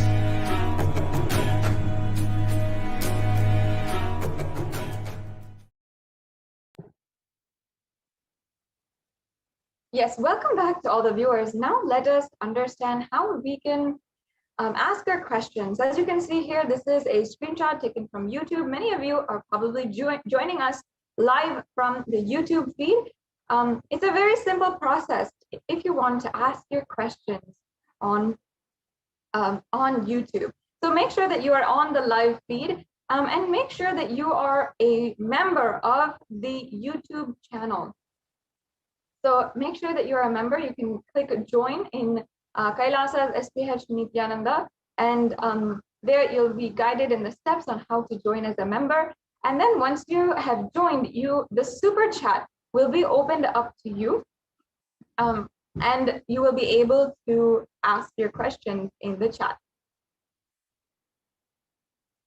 So that's it for YouTube. It's a very straightforward, very simple process, and Devi Parashakti might be able to actually give you the blessing that you seek for earnestly. The next platform where you can ask your questions, you can request your prayers to Devi Parashakti is Facebook. So as you can see here, this is the official Facebook page of the Supreme Pontiff of Hinduism and Kailasa. Make sure that you are following and liking this page where you can get all of the notifications, the different celebrations that are happening 24/7 from Kailasa. And here you can also go to the live feed, which is streaming right now, and perhaps many of you are watching. If you are watching already, you can just comment down below with your questions. Now, make sure that you're commenting during the live Bhava Samadhi Darshan so that your question can be seen by the Cosmic Mother, Devi Parashakti. And yes, the next platform here is Twitter. If you're a frequent user of Twitter, then please make sure that you are that you are following at Sri Nithyananda, the official handle of the Supreme Pontiff of Hinduism. And again, you'll get all the notifications for the different live feeds and the different events from Kailasa. And in the reply section of the live feed video for today, you can ensure that you are asking your question. Use the hashtag #AskTheAvatar to make it easy. And this is the few steps that you need to take if you want to ask your question on Twitter. The next slide, please. The next one is Instagram. On Instagram, during the Bhava Samadhi Darshan, there will be a post that is made to ask your questions. In that post, we can go to the comments and ask a question in the comment section of Instagram post for the Devi Bhava Samadhi Darshan. And in this place, you will be able to see all the different posts and the different announcements for events and so much more that is going on Instagram. So now the next platform that is available is also through kailasa.org. Now, if you are not social media savvy, if you're not social media savvy, perhaps you're not very comfortable, or you don't know yet about social media, then you can ask your question just through our website on kailasa.org. Please go to the website, please go to the website kailasa.org, and in the left-hand side corner, you will see the WhatsApp widget. And in WhatsApp, you can ask your questions, request your prayers to Devi Parashakti. You also have an option in the website for live chat, and that will also be able to give you the option to send in your questions, your prayers to Devi Parashakti. Now, this brings us to a conclusion for this segment in today's program. Now, in the next segment, we will be entering into the different guidances that Devi Parashakti has made for guiding the whole humanity. Now, we've seen how Devi Parashakti, during the Devi Bhava Samadhi Darshans, during this Akashic reading, she has manifested for each and every one individually, manifested wealth, health, so many different extremely beautiful transformations is what we are able to see. However, Devi Parashakti is not only attending to us individually, but as humanity as a whole. We've seen how Devi Parashakti has literally been guiding every single step of the way through this pandemic, as we are seeing the most horrific development from the COVID-19 pandemic in India and also all over the world, how people are being affected, how people are finding new levels of absolute atrocity, and the amount of corruption within the institutions that were responsible to stop this pandemic is becoming exposed to the whole world, and ultimately a kind of extreme loss of hope is there for our future. What will happen? How do we seek protection at this time? These are all what Devi Parashakti has literally answered for each and every one of us, and has ensured that she answers and has ensured that she guides us, protects us during this extremely tense time that we are living in today.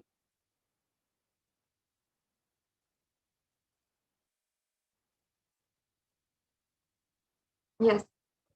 So we'll now be entering into the segment where we'll be understanding the compassion of Devi Parashakti, her guidance for the whole of humanity. Today, let us see what Devi Parashakti has revealed about immunity and COVID-19.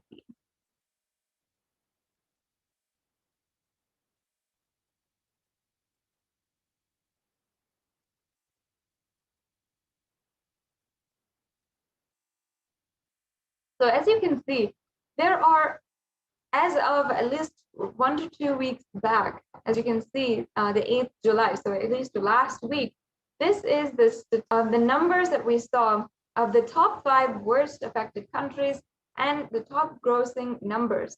This is 185 million confirmed cases all over the world and 4 million deaths and 170 million recoveries that have happened.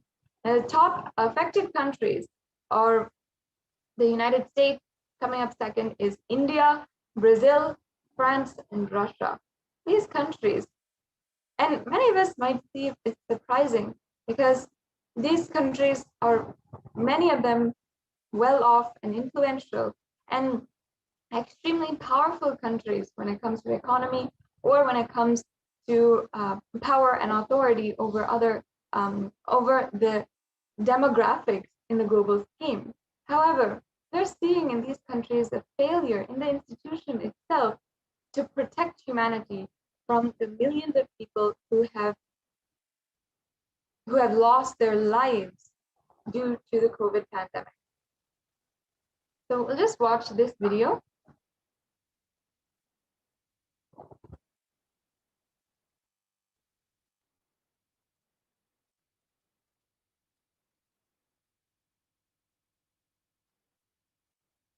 This is where Devi Parashakti has revealed. That's the first priority. Still, you are all not realizing We say Corona is very much out there with the support of decision makers, rulers, people who are supposed to protect all of you. Due to their irresponsibility, it is there and getting more and more strengthened. It is becoming more and more stronger in multiple forms. And all the other diseases which are waiting to attack human bodies, because Corona has made the immunity strength weak in human bodies. Human bodies have lost the strength of immunity power. All the multi-layer after effects and side effects of this pralaya in political situations, economical situations, social situations, mental situations, in every level.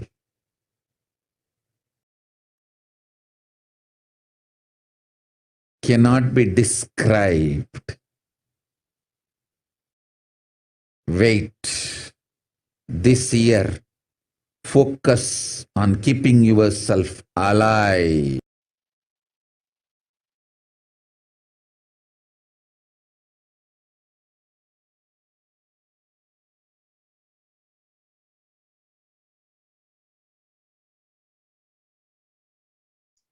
Yes.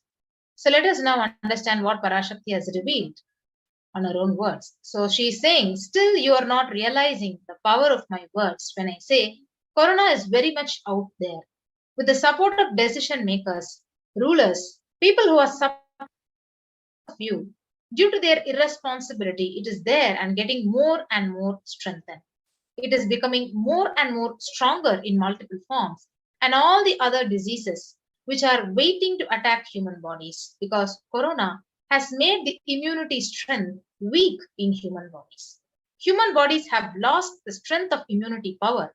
All the multi-layer after effects and side effects of this pralaya in political situations, economic situations, social situations, mental situations, in every level cannot be described. Wait, this year focus on keeping yourself alive. So if you see the three main revelations by Devi Parashakti, number one is she has said that Corona has made the immunity strength weak in human bodies. And let us now see the various evidences, supporting evidences that the media has actually reported. So if you see, immunity strength is weakening in the human body. So the Science Daily has reported that the coronavirus, the biomechanical properties of the red and white blood cells, in some cases for months, a possible explanation for long COVID. So this is the research from the Science Daily magazine. And they also say COVID-19 significantly changes the size and stiffness of the red and white blood cells, sometimes even over months. So these results, they may help to explain why some affected people, they continue to complain of symptoms long after an infection, long after like a long COVID infection. And now we can see another article from the Academy of Medical Science, which says that the way the body defends against a virus is to recognize and neutralize it. But however, an article by Forbes explains that the corona suppresses the immune system by disrupting the actions of the body's immune cells. And this immunosuppression, it allows for the 2-week incubation period, which gives corona enough time to attack the body. So this very clearly says how the immunology research says that the immunity is completely suppressed, as how Parashakti has also revealed. And now in this graph, you can see the typical timeline of how the COVID-19 is progressing. So you can see from the day of infection, critically in 48 hours, highly contagious incubation period, and moving on to the first week of onset, high viral load, the prodromal period. And when you move on to the second week of onset, there is acute dyspnea, acute respiratory distress, and ICU admission, which is literally very serious, and moving on to 72 hours where there's no fever but convalescence. So this is the timeline which shows how the COVID is typically very rapidly progressing.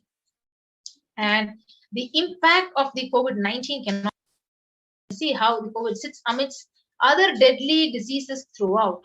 So if you visualize the history of these various pandemics, the plague, which originated in rats and spread to humans via the infected fleas, so around 25 to 35 million people were actually affected by this. The outbreak wiped out 30 to 50% of Europe's population, and it took more than 200 years for the continent's population to recover.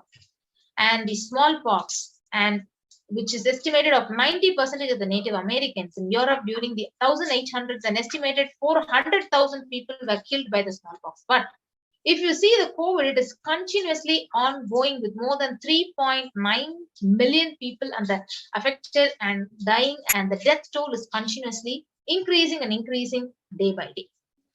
And now, the analysis of the long-term impact of the SARS-CoV-2 on the cellular immune system in individuals recovering from COVID-19 reveals a profound NKT cell impairment. So that means the further studies which were done by the Oxford University, they found that the cells are profoundly impaired after recovering from COVID.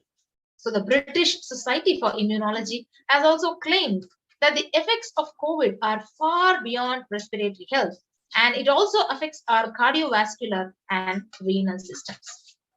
And you can now here see the long-term effects of the coronavirus. So the name given to those suffering from COVID-like symptoms after the infection has passed is called as long COVID. So these are the long COVID effects, which affects the lungs, the cardiovascular system, the circulatory system, and it can also cause fatigue and inflammation. So exposure to this COVID-19 disease and causes symptoms in multi-organ systems across the body, and it is not limited to only the lungs and respiratory system as it was originally thought. So in addition, patients are reporting chronic symptoms such as fatigue, shortness of breath that last for months after their original infection. So here we can see an example of how the lungs can be affected in someone who has suffered with COVID-19. You can see the healthy lung and the COVID-affected lung. So in the scarred lung on the right, there are much larger areas of darkness representing the parts of lungs that are having difficulty transporting oxygen into the bloodstream. And you can see here the long COVID is a range of symptoms that can last weeks or months after first being infected with the virus, and multi-organ effects, which can affect most, if not all, the body system, which includes the heart, the lung, the kidney, the skin, and all the brain functions. So the first revelation which Parashakti revealed is completely supported by these medical research articles which we have seen. And now we'll be moving on to the second revelation on the immunity. And Parashakti has said that all the other diseases which have the human bodies. So if you see, there are 9,000 cases of rare infection, the black fungus, the white fungus, the other fungus which swept through India even after you have recovered from the COVID-19 infection, and almost 9,000 cases of rare infections. And after the black and white fungus, even the yellow fungus has been now reported in India.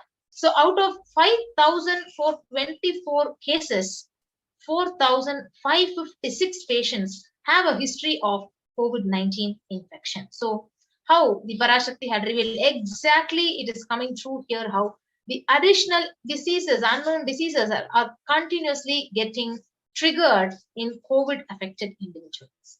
And the third main revelation by Parashakti is, it is becoming more and more stronger in multiple forms. So if you see, the variants, the COVID-19 strains and the variants of corona have also continuously been affecting the people, and continuously death rates are increasing, and you can actually see the news researchers here. So viruses generally mutate, but in the case of COVID, we have seen them become more dominant. So this table actually shows the variants that have literally swept the world, the UK by the Alpha variant, South Africa by the beta variant, the Brazil by the gamma variant of this virus, and India by the delta variant of the COVID-19 virus. So the dangers of these variants were actually further researched by the WHO, the World Health Organization, and categorized them into the most highly transmissible variants. So this article, if you see from the news, it indicates that the Delta variant, which is affecting India, was the primary cause behind India's second wave of COVID-19. And the WHO has categorized it as a variant of concern, and it said that it continues to observe significantly increased transmissibility. So whatever Parashakti has revealed is completely actually authenticated by all these researchers. If you see the small infographic, it shows the 4 variants currently circulating and how they have been affecting the various countries. The Alpha variant, it has affected 173 countries. The Beta variant, which is reported in 122 countries. The Gamma variant of the COVID-19, which is reported in 74 countries. Yes, that the original strain that emerged from China. And the secondary attack rates have been known to be between 51 to 67% higher than that of the Alpha variant. So let us now listen to Parashakti, what she has revealed on the 14th of April 2021.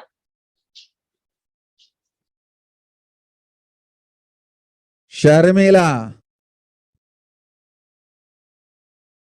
Corona ஒழிந்தது. கொரோனாவை வைத்து அரசியலும் அழிவாட்டமும் செய்ய நினைக்கும் மனிதர்களின் சதிராட்டம் முடிய இன்னும் 4 ஆண்டுகளாகும். என் பக்தர்களையும் சீடர்களையும் கைலாய வாசிகளையும் நானே காத்துக் கொள்கின்றேன், நானே காக்கின்றேன். என் பக்தர்களுக்கு ஒரு துயரும் ஒரு துக்கமும் வாராது. ஆனால் உலகின் இந்த கொரோனாவின் சதியாட்டம் முடிய 4 ஆண்டுகள் ஆகும். 2025 தான் அடங்கும். இது சதியாட்டம், மனிதர்களின் சதியாட்டம்.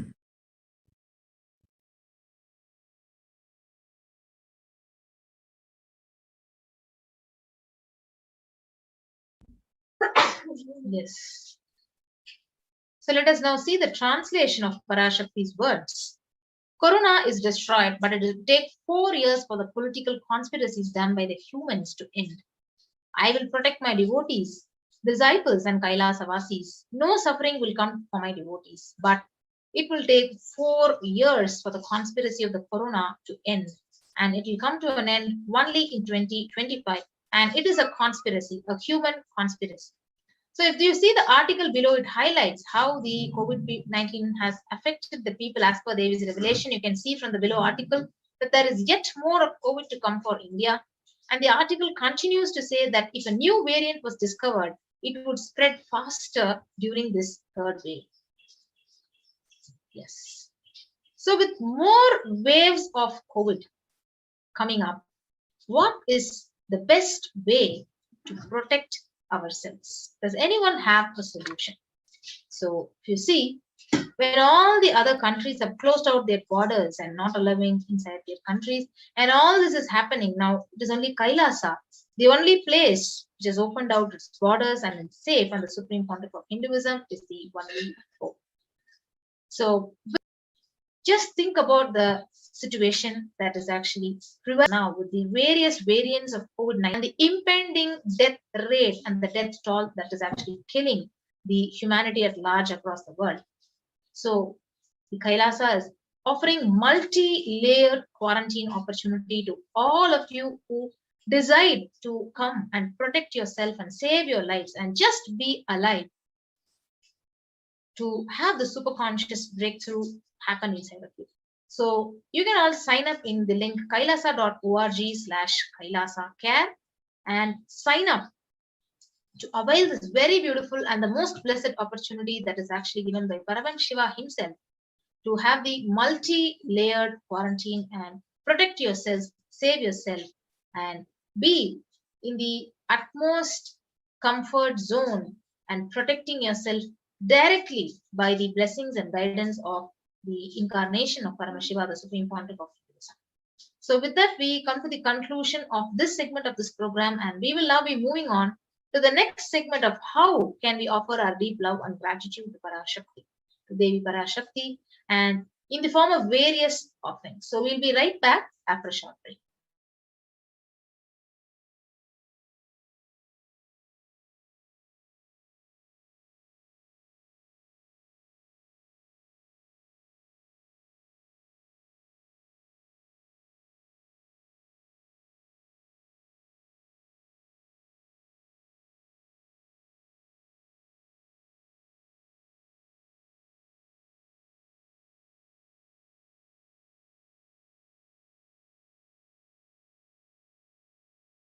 Just be alive for next 3 years. Don't die within next 3 years.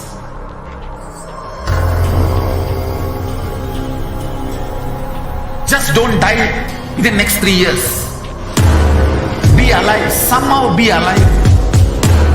I'm working sincerely. I will reach you somehow. Somehow I will reach you. It's my commitment to humanity.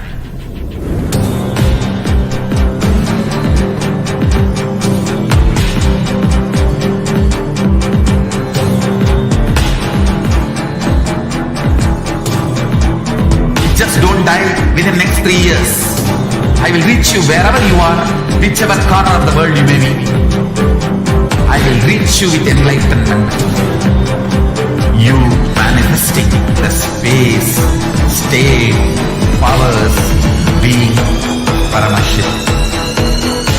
It is possible, and it is possible for you.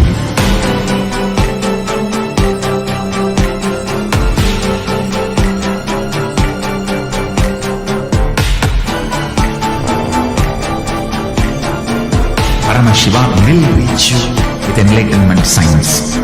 I know he is going to do the job. Just be alive for next 3 years. Nothing else. There are some great spiritual sciences unique to Hinduism. Subtle, otherworldly, but definitive science. Manifesting the cosmic beings in Archavatara, deities, Nijavatara, living incarnations is possible. Understand? Kriya Vada, Vedas and Agamas elaborately explain the whole science of making the cosmic beings manifest in Archavatara, deities and Nijavatara, living incarnations, both. During the Bhava Samadhi Darshan, literally those cosmic beings manifest through this body. Just like how they manifest in Archavatara, deity, they manifest in Nijavatara, Pratyakshavatara, and give you all the boons you ask, bless you. You see, each God is an independent intelligence to lead you to enlightenment. Each God is a bridge for you to achieve the Shivatva, the ultimate Shiva consciousness. Krishna is the bridge for you to achieve the Krishna consciousness. But Shiva consciousness, Krishna consciousness, all consciousness is one and the same. Ultimate consciousness only. So that energy itself completely expresses. Just like Radhika, when I see my own sweetness in the mirror, I become eager to taste it. I find that the only way to relish this sweetness is through the constitution of Sri Radhika. Bhava Samadhi Darshan is a window to the infinite expanse of consciousness, allowing us to glimpse the formless in a way that we can understand. It cleanses the karmas of lifetimes. It awakens our biomemory to the space of Paramashiva, the ultimate consciousness, and creates a deep and lasting transformation in us.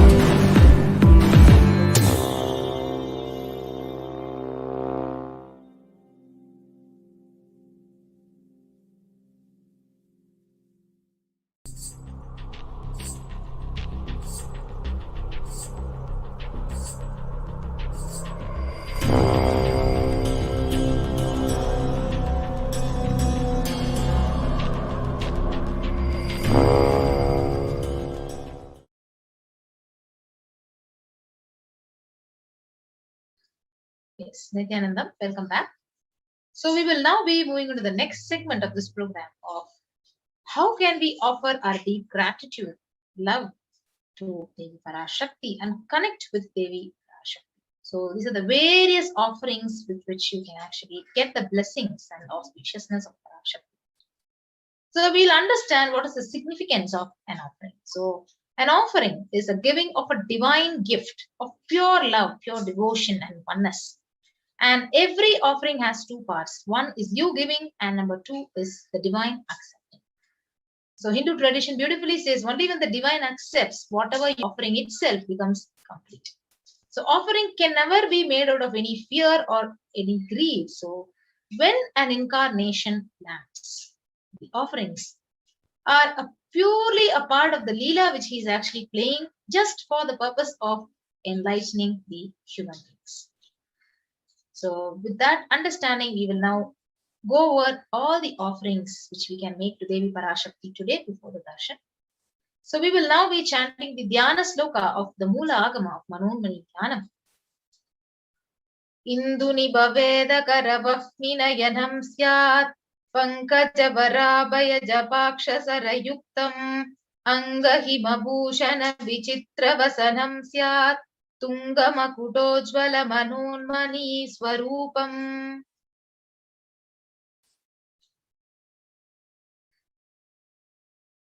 Yes, and the English translation goes, moonlight face holding the Vedas on hand, fire in eyes with lotus hands, lotus flower gracing and blessing hands, and one hand with the japamala, beautifully decorated with jeweled ornaments and wonderful clothes and shining bright crown. Her name is Manonmani. We will now be chanting the next Dhyana Sloka. Dhyaye Devim Trinetram Sashini Bhavadhanam Veda Hastam Dadanam Savye Padmam Varadama Pare Jabhayam Chakshamalam Divyaira Bharanair Vibhushita Tanum Brahmadi Vipujita Devi Meva Manonmanim Pratidinam Kamarta Datrim Shubham. Yes. And the meaning goes, I meditate on Devi with three eyes glowing like a moon and holding the Vedas, lotus and gracing with blessing and gracing hands. She is wearing beautiful ornaments and she is worshipped by Brahma and other many gods and showers auspicious boons for all actions every day. Yes, so we will now be understanding the significance of offering the divine element gold to Devi Parashakti. So the Atharva Veda it beautifully says, Treda Jutam Janmanedam Hiranyam Agnerakam Priyatamam Babuva Sositasya Parapatata Apamekam Veda Samreta Ahustatte Hiranyam Trividasya Vise. And the English translation, triply born by birth is this gold from atoms of Agni is one. It becomes dearest to Agni. One fell away from Soma when it was heard. One they call the seed of virtuous and powerful Apaha. Let that triple gold be for your long life. Now understand that in Sanatana Hindu Dharma, we see gold as a divine element. Now, For many of us, gold, we give it in gifts. We like to give it to our loved ones, like our mothers, our wives, our husband, our brothers and sisters, whoever is our loved ones. We see gold as a very rich gift that we can give to each other. However, in Sanatana Hindu Dharma, we saw gold for its actual divine properties, how it was not just a marker for love or a very valuable item as per all the different metals, amongst all the different metals. But not only that, it literally purifies anything that it touches. It is an element of spiritual significance and great spiritual power of healing and enlightening. The vibration of gold has the power to infuse sattva energy and positive thought currents in anyone who wears and anyone who sees and operates in its vicinity. So gold is actually present in all the scriptures, the Agamas, the Vedas, the Shrutis, the Smritis, Itihasas, Puranas. So all the Hindu scriptures, gold is abundantly displayed that it is the most auspicious, the purest metal which purifies our very being. So in the Hindu civilization, everything was built in gold, exchanged in gold, and even the ritual feasts were offered in golden bricks. So when one was to be saved from the life-threatening illnesses, gold was offered as a ritual fee. Gold was in abundance and it was used for weighing equivalent amount of commodities, including cows, and kingdoms were built with huge doors of gold. The streets would have huge columns, huge archways of gold, and even the horses and cows were dressed up in gold. Now this shows two things. One, that all the living beings that were coexisting in the civilization, in the ancient Vedic civilization, even they were adorned and decorated with gold. Because having seen the divine properties of the element of gold, the Vedic Rishi that applied it had literally given every single thing, even the architecture, the arts, even the other living beings and everything, a extreme idea of reverence and worship, and we decorated it in gold. Now the Hindu civilization thrived on the banks of rivers of gold. Like the Indus River was called Hiranyamaya, in the river of gold in the Rig Veda, and the river Saraswati was also called Hiranyavartani in the Atharva Veda. Gold is the supreme element for even offering gifts to ones you love and revere. And in Sanatana Hindu Dharma, before all the Mughal invasions, where they looted all the gold literally, all of the temples were constructed and paved in gold. Deities were made in gold and decked and adorned in gold because it preserves the enlightenment energy for thousands of years. And like that, it just literally lasts forever. So that is why these offerings that we are doing today are all gold offerings, because it has such supreme significance in Sanatana Hindu Dharma. And when we're offering to our most beloved deity, Devi Parashakti, our own cosmic mother, a multifold significance is there when we are offering out of deep gratitude and love to Devi Parashakti. So we have first here the E-Hundi offering. And many of us know whenever we go to the temple, we always just donate a few coins, whatever it might be in our wallet, into the hundi. It is just a general donation, but it is still so much significant. In fact, in the Lalita Sahasranama, which we'll now be chanting, Devi Parashakti is seen for her absolute benevolence for anyone who has a true devotion. So we'll just be chanting this Brahma. Yes, so we now chant the verse. Bhakti Priya, Bhakti Gamya, Bhakti Vashya Bhayapaha, Shambhavi Sharadaradhya Sharvani Sharmadayini. The English translation is Devi is fond of true devotion and is realized through true devotion. She can be won over through true devotion and she removes all fear. So if there is any fear in the minds of devotees, in any of us, Devi Parashakti is sure to simply remove that fear. It is stated that Devi likes to be worshipped in autumn. And here it is meant that autumn of our life, when thoughts turn more and more inwards and the role of the divine is known and understood clearly. the need for Devi worship becomes stronger. So you can offer this e-hundi offering, and this offering is a very easy offering that you can do either through the YouTube super chat, or you can do it through the payment forms that we will be going through at the end of this segment. So stay tuned to learn more about that.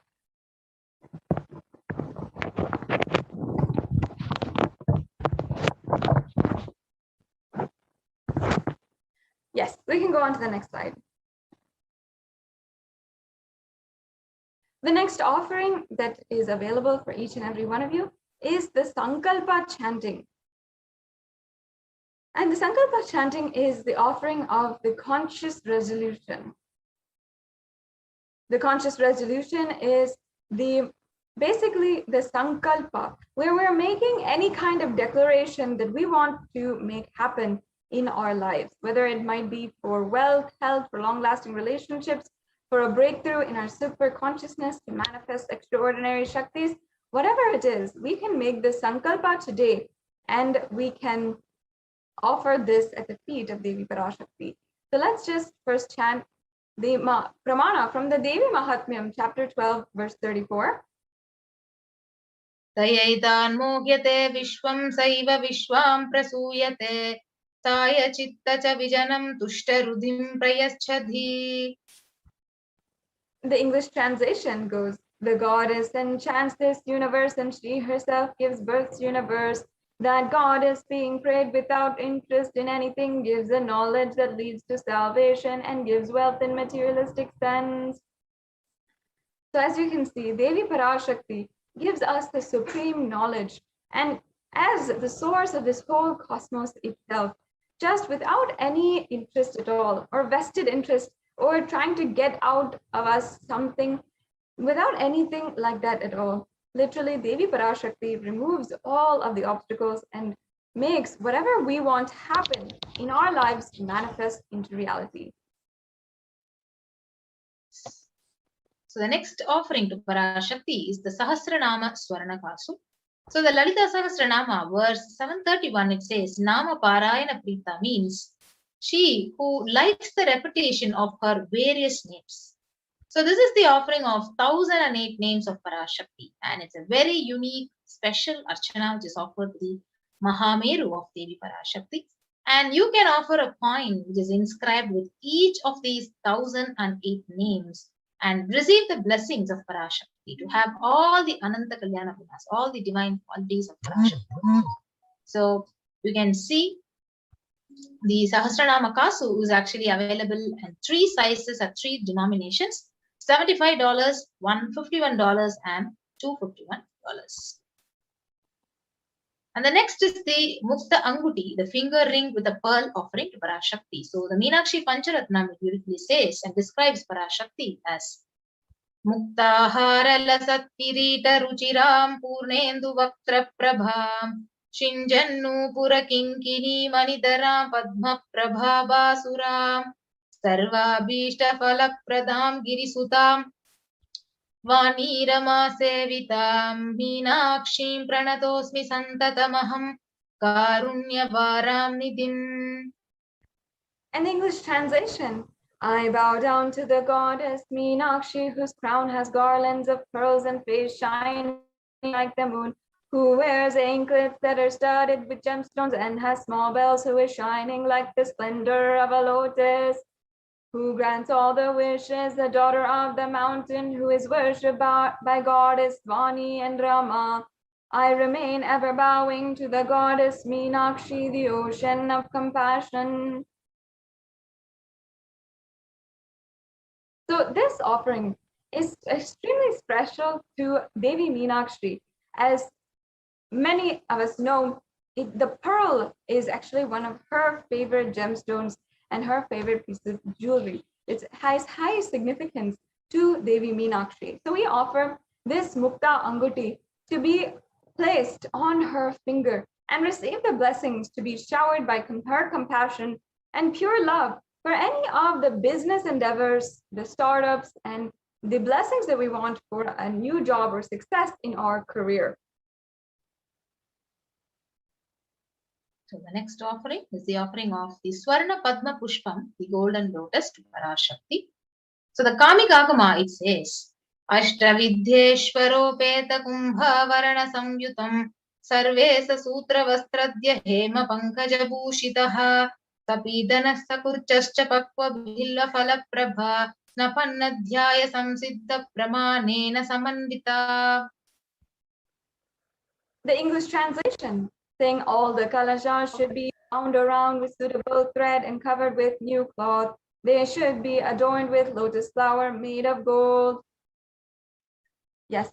So actually the golden lotus has so many scriptural references. In fact, it is referred in so many different scriptures in all of the smritis, the itihasas, the shrutis, and it has so much of deep spiritual significance in the worship of the ultimate, the worship of Paramashiva. In fact, if you see the mudras or the asanas, and even the offerings that we do during the worship of the ultimate, during the pujas and rituals in Sanatana Hindu Dharma, everything has different connections to the lotus, whether it is the different mudras that we do, the consecrations, the different formations that we make, everything has something to do with the lotus. And not just the lotus flower, but also the lotus leaves, the pericarp, and the petals itself. The lotus is a divine flower. And in fact, the Shakti of Paramashiva is also called the lotus. The base of the Paramashiva Linga is also the lotus, and the disciple of Paramashiva is also considered as a lotus, which is about to bloom. And just as the lotus has a beautiful significance, being so graceful, divine, and so beautiful, even in all muddy waters, even in pond waters, how it can grow and bloom. Just like that, with this offering of the golden lotus, you will be able to have the state, space, and powers and being of Devi in your inner space and be able to face any adverse situation in your life. Yes. So the next offering to Parashakti is the Swarna Metti, the golden touring. Nakhadiditi samchanna namajjana tamo guna padadvaya prabhajala parakrita saroruha. The English translation, you whose brightness from toenails destroys the darkness of ignorance from the minds of devotees who prostrate at your feet, you whose brightness from your 2 feet overpowers that of the lotus flower. This Swarnamati offering is the golden toe ring. So this toe ring is actually very traditionally worn by married women in Sanatana Hindu Dharma, and for Devi Parashakti especially, having adorned her cosmic, universal, most compassionate feet, adorning her sacred feet, you can be bestowed with all of the constant gratitude for receiving her blessings, even in the most difficult parts of our life. It is told here in the verses that we just chanted that just literally Devi's feet and her toenails have the power to remove all the ignorance in our lives. So prostrating at her feet, we offer this Swarnameti, the golden toe ring, and are hoping, praying to have the blessings of being in constant gratitude. And the offering? Yes, ma'am, please go ahead. Yes, the offering of Swarna Mantika, the golden hairline jewelry. So the verse it says describes that Sudha Sarabi Varshini means she who makes the nectar flow in all our nerves from the Sahasrara. She gives the very pleasant experience of the ultimate. So this Mantika, the hairline jewelry, it represents the nectar flowing from the Sahasrara chakra, which is fully opened. And you can offer this Mantika and to Parashakti, the hairline jewelry, and you can receive the blessings of achieving the blissful state of overflowing gratitude and the space of complete completion. So you can offer this Mantika at $750 to Parashakti, and you can go to the link tiny.cc/Devi-offerings and offer this. And actually the Mantika, as Atmapriya Swami was just explaining, Mantika has a very spiritual significance in the scriptures and in the Hindu customs and traditions. If we see even the Sahasrara chakra, it is the 1,000-petaled lotus at the top of our crown center. So even the Mangtika is worn right on the hairline. Why? Because it represents the nectar which is overflowing from the Sahasrara Chakra. It has such beautiful significance. And as we just had told, because of this, when we offer the Mangtika, we are then blessed to have that beautiful experience of the flowering of the Sahasrara Chakra, literally with so much of bliss that the nectar of bliss, Amrita, is oozing from the Sahasrara Chakra. So that is the beauty and significance of Mangtika. The next offering is the Pratyaksha Pada Puja, which is a very special offering, especially now during the Guru Purnima time, during the Guru Purnima Brahmotsavam, as well as the Guru Purnima day coming up on July 23rd.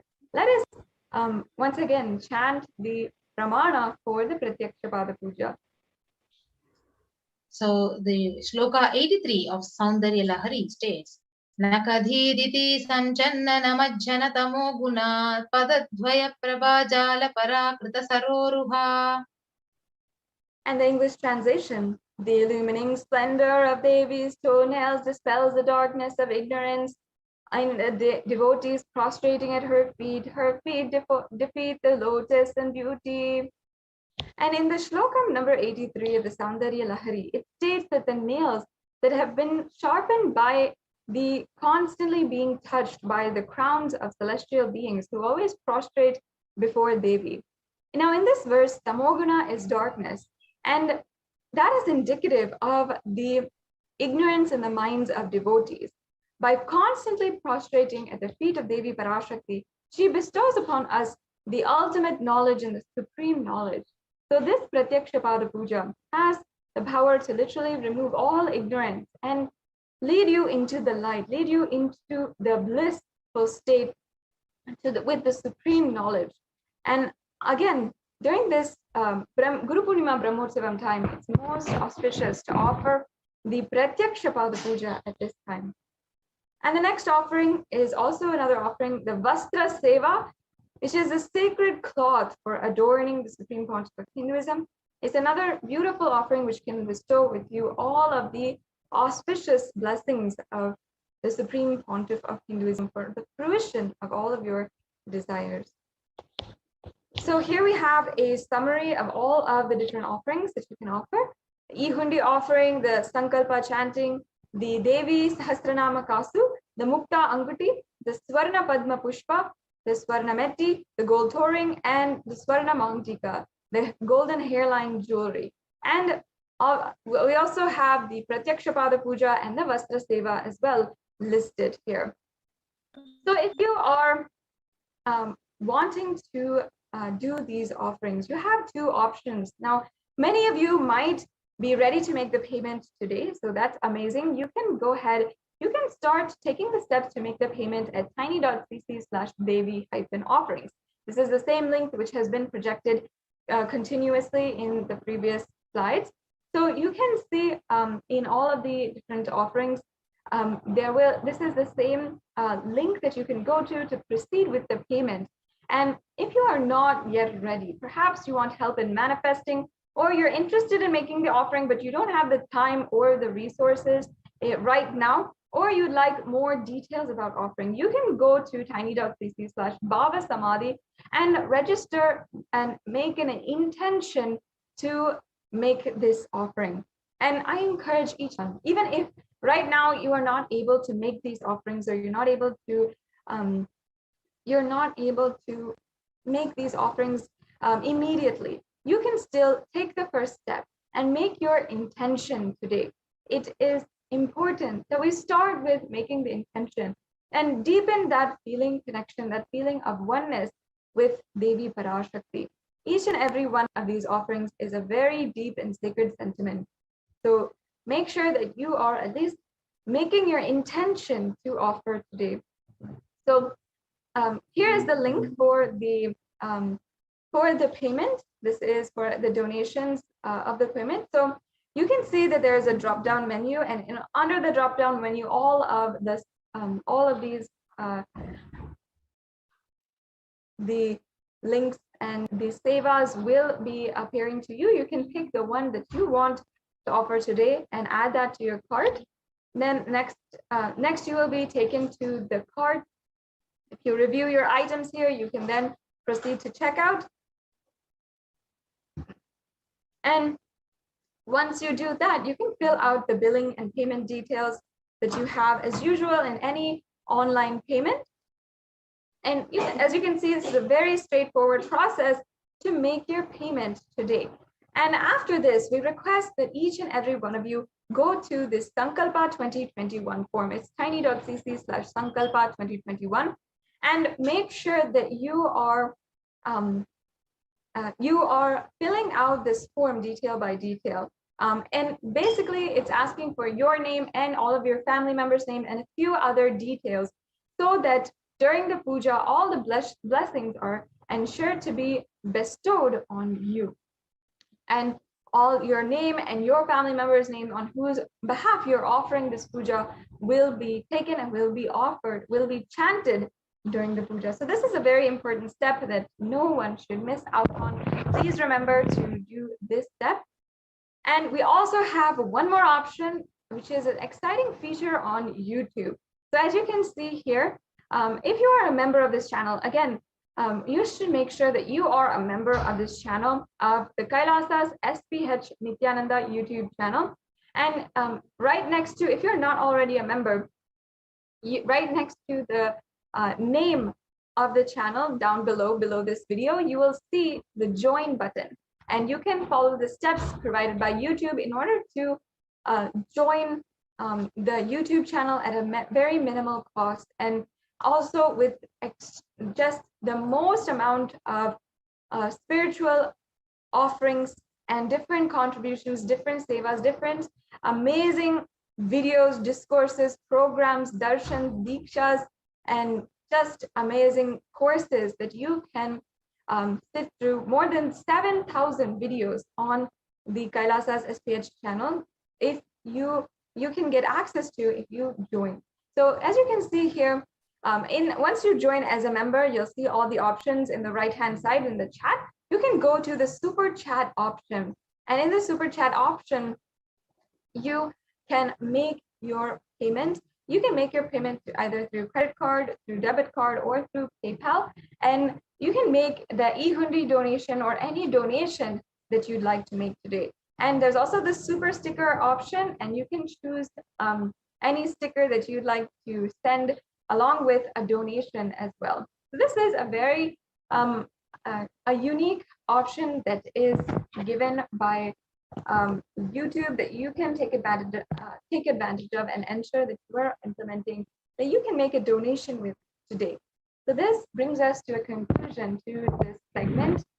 As each and every one of you know, Devi Parashakti has been guiding each and every one of us every single day. And we have been seeing how beautifully, not only she is guiding the individuals and answering each and every one of us, answering our prayers, giving us boons that we are asking for.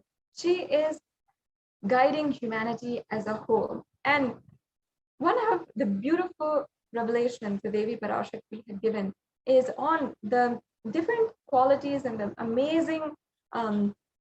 the amazing things about Devi, about the Adi Kailasa Sarvagna Peetham, the different amazing contributions that the Supreme Pontiff of Hinduism has made just in order to ensure that Adi Kailasa Sarvagna Peetham would be a powerful hub for energy, powerful hub for healing and enlightenment energy in the whole of India, whether it is the Nithyanandeshwari temple, the Garbha Mandir that the Supreme Pontiff of Hinduism had consecrated personally, and the literal Kodikan Vijay Yatra that the Nithyanandeshwari deities had went on all over India, literally giving the darshan to so many different people until they were finally consecrated on January 1st, 2007 in the Garbha Mandir of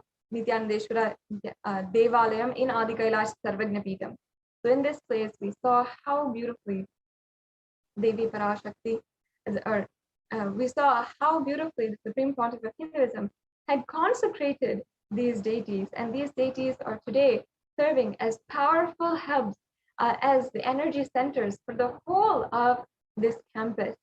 And not only that, in Dakshinamurti, and of course, the 21-foot Navapashana Linga that is consecrated in the Adi Kailasa Sarvagna Peetham, in the Vaidya Sarovar, we call it, the Supreme Pontiff of Hinduism has blessed and consecrated this Linga as the Vaidya Sarovar, where the water which comes from that, as after bathing that 21-foot tall Linga is actually a powerful healing energy. And even Devi Parashakti had revealed that anyone who bathes in that water can be healed from corona and even can ensure that they are protected from COVID-19. So in so many different ways, the Supreme Pontiff of Hinduism prepared the land of Adi Kailasa Sarvagna Peetham in order to be literally a ship during this pralaya, literally be a ship to save as the floods of so many different people, so many different diseases, corruption is literally submerging the whole world into darkness. In the next segment, we will be joined by representatives from Adi Kailas Sarvagna Peetham, and they will be able to tell each and every one of us about how the Adi Kailasa Sarvagna Peetham had been established, had been built with the Supreme Pontiff of Hinduism's blood and sweat. How, whether it is the Gurukul, the programs, the different spiritual alchemy processes, the different temples, everything that is consecrated in this land is a very beautiful part of the Adi Kailasa Sarvagna Peetham ship. And today it is serving India as the multi-layer quarantine center, and an opportunity for Indians to seek and a practical solution resulting in health, joy, and bliss. So now we have Ma Nithya Atmapriyananda Swami to help us understand the power of the Adi Kailasa Sarvagna Peetham in Vidadi, Bengaluru, India. Nithyanandam. So we will now be seeing the revelations to the world by Parashakti. How the Kirmi Bhojana hell opened out and what Parashakti has revealed about that. Let us listen to Parashakti, and we will also be understanding the exact translation of Parashakti's words.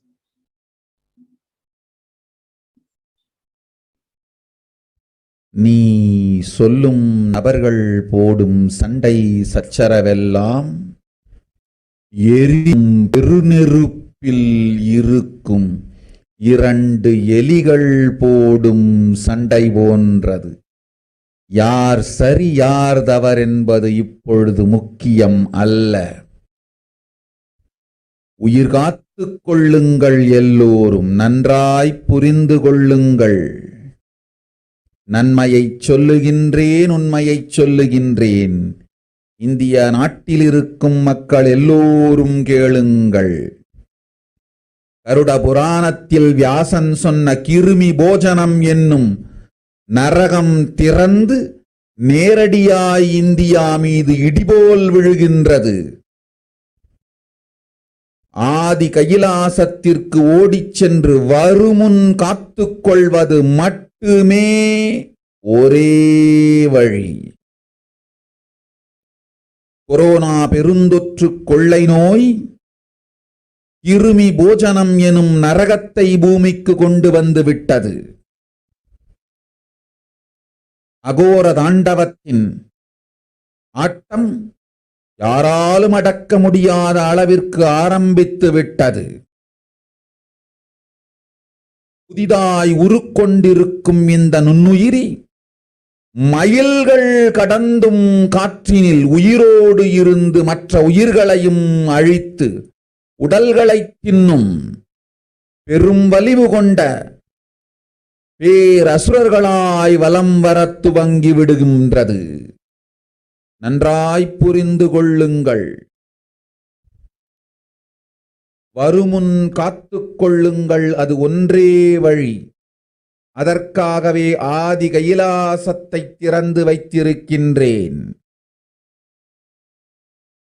உயிர் காத்துக் கொள்ள வேண்டி விரும்பும் எல்லோரும் ஓடுங்கள் ஆதி கைலாசத்திற்கு. இந்தியாவில்தான் இந்த நரகம் திறந்து உலகெங்கும் பரவப் போகின்றது. கிருமி போஜன நரகம் பூமிக்கு வந்துவிட்டது. மனிதர்கள் செய்த மகா கொடுமைகளினால். அன்னை முன்னின்று என் அடியவரை காப்பேன் சொல்வதை கேட்டு உயிர் காத்துக் கொள்ள விரும்புவோர் வருமுன் காப்பது ஒன்றே வழி என்று தெரிந்து செல்லுங்கள் ஆதி கையிலைக்கு. ஓம் ஓம் ஓம்.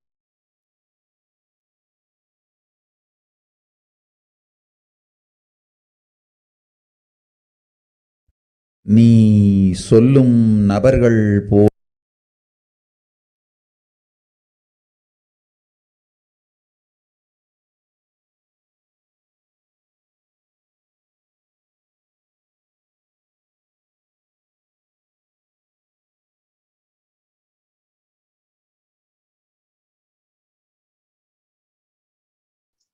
So, what Parashakti has exactly revealed in that video is, everyone in India, all of you listen, the hell of Kirimi Bhojanam that was mentioned by Vyasa in Garuda Puranam has opened, and it is directly falling on India as a thunder.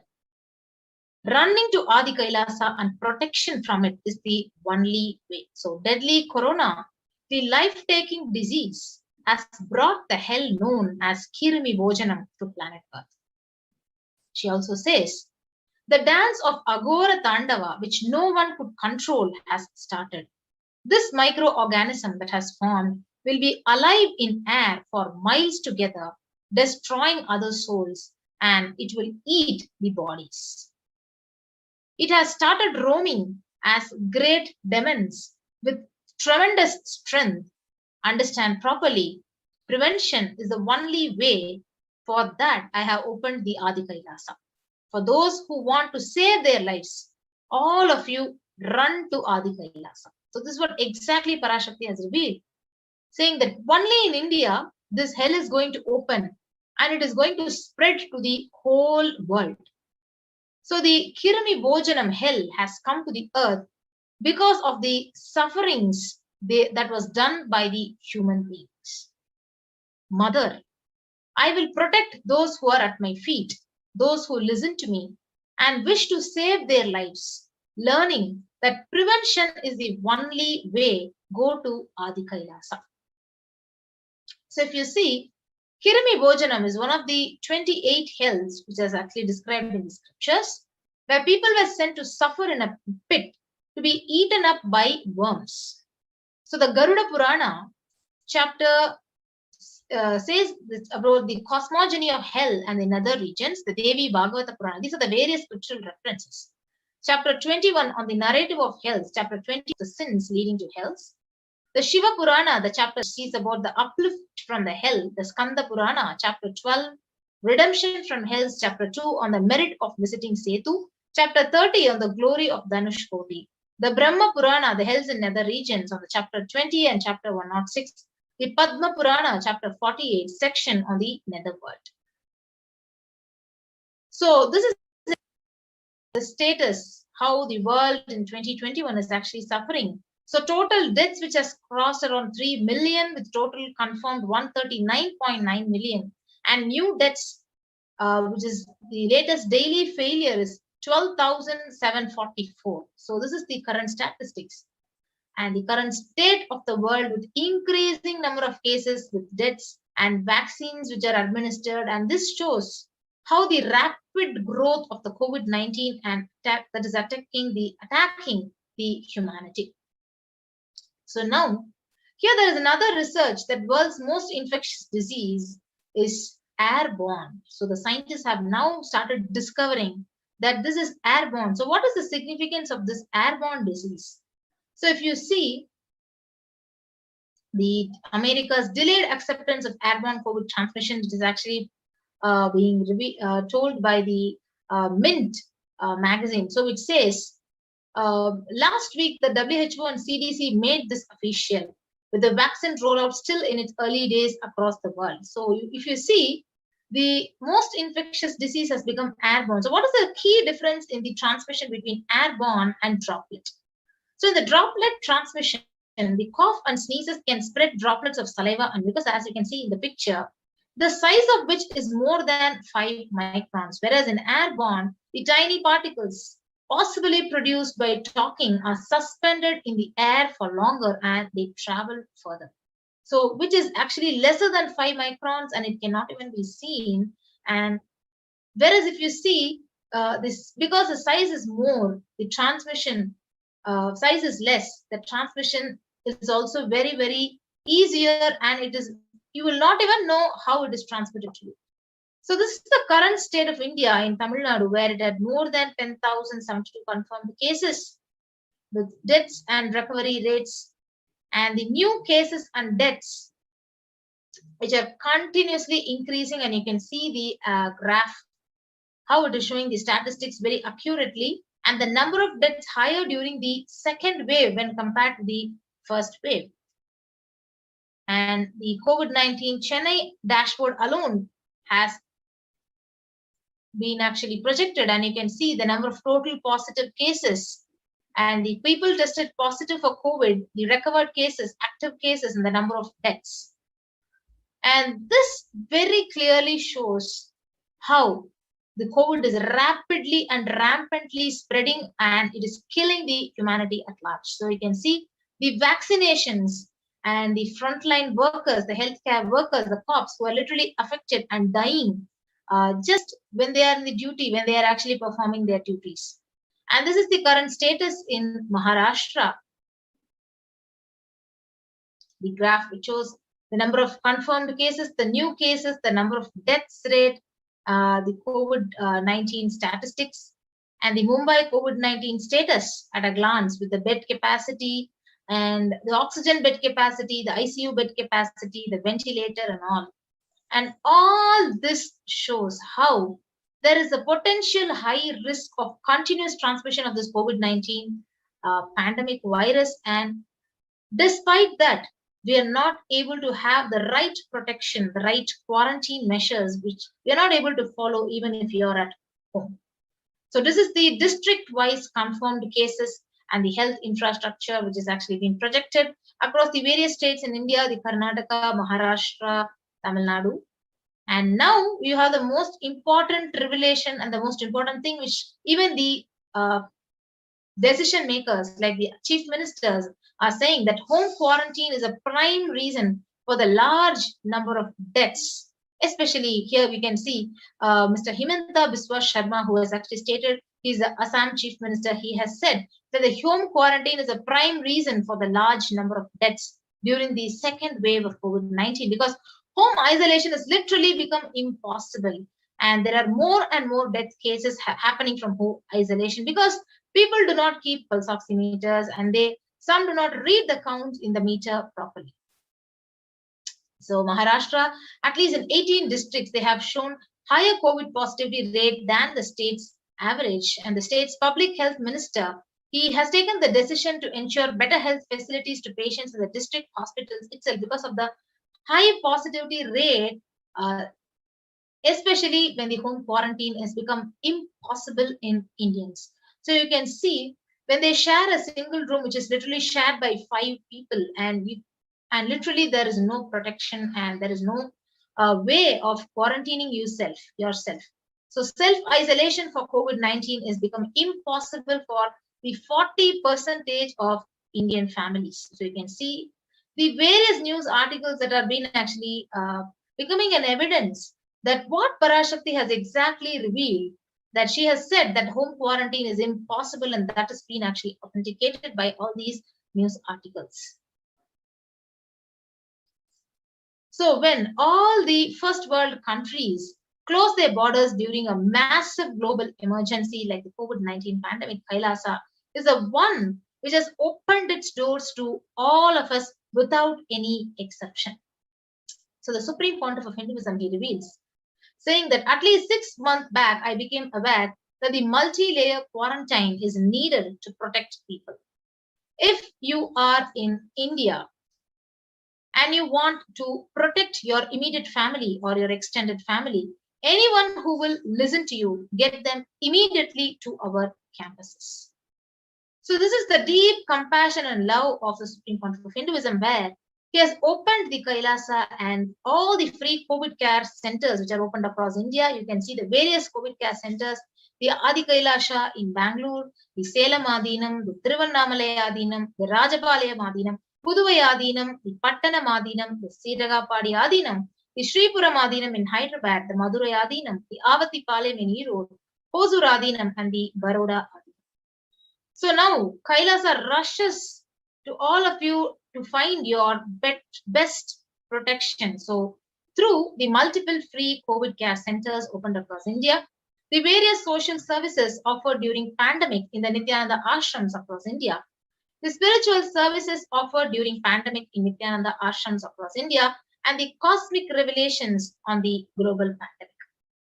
So if you see the various services, the medical care through allopathy, Ayurveda, Siddha medicine, the fire safety equipment maintenance, and infrastructure to accommodate thousands and accommodation for multi-layered quarantine, emergency ambulances like the ICU on wheels, personal protective medical equipment, groceries collected for Annadan, and the organic farming.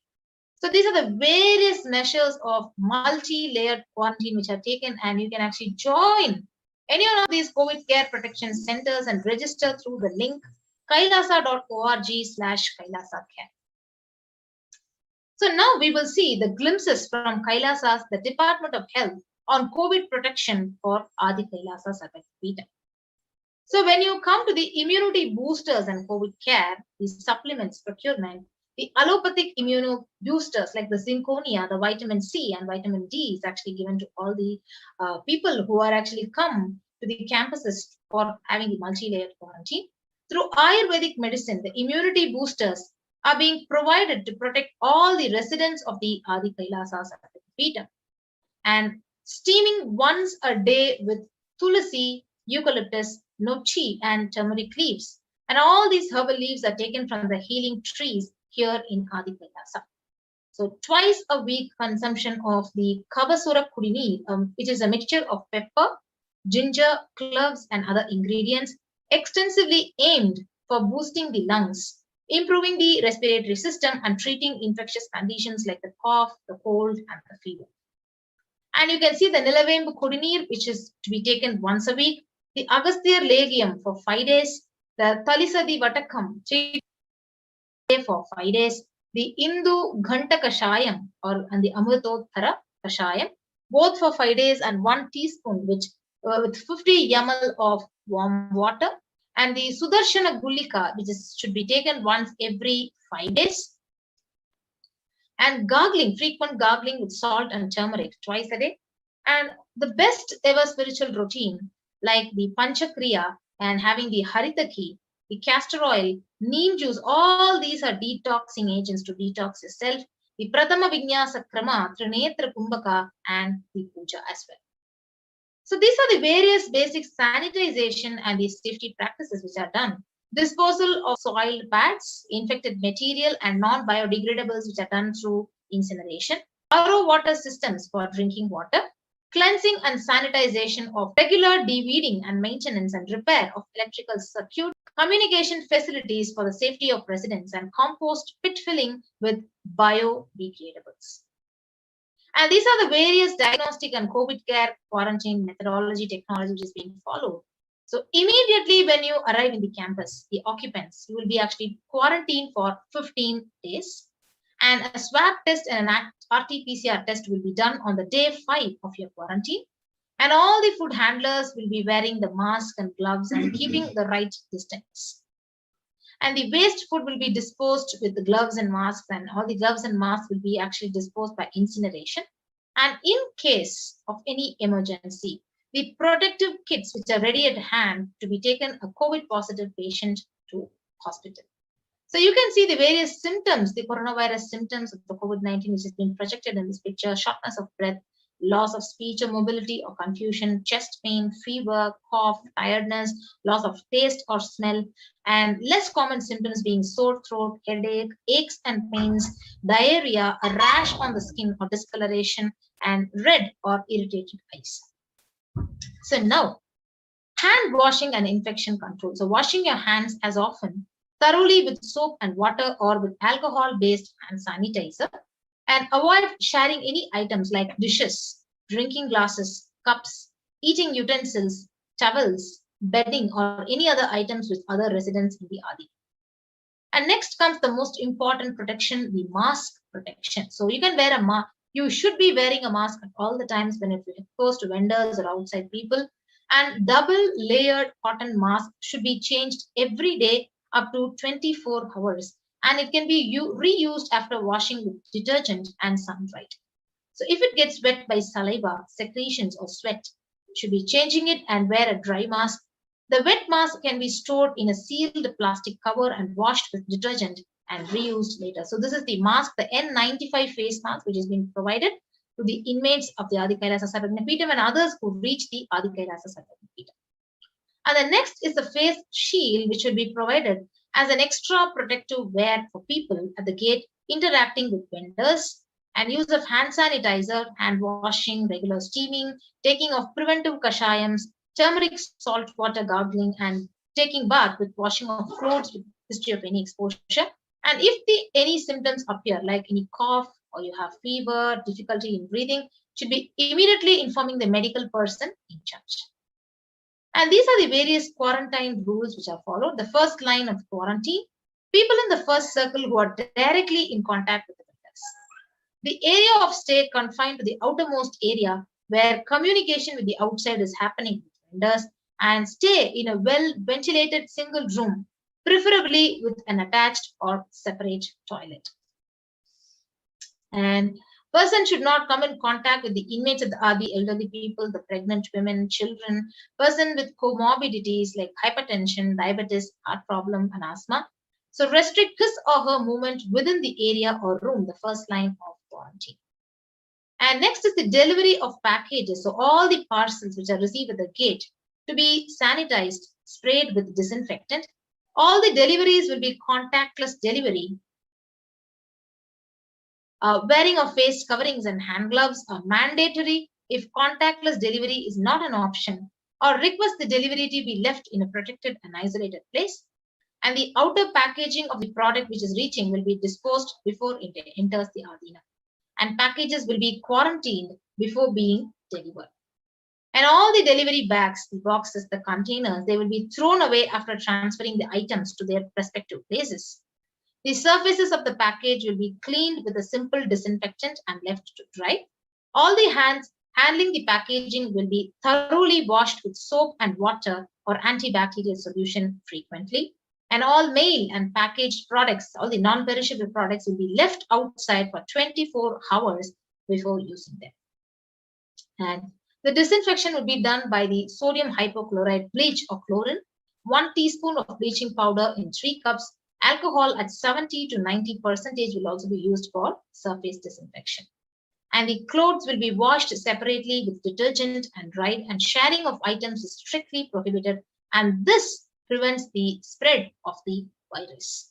So these are the various standard operating procedures which will be followed when you are actually reaching Kailasa and you're quarantining yourself.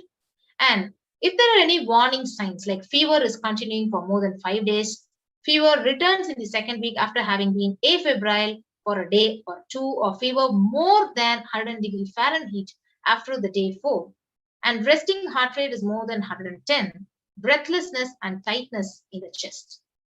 And the other warning signs are your oxygen saturation goes less than 94% on the pulse oximeter, and you can do a 6-minute walk test recording the saturation rate before and after walking briskly for 6 minutes.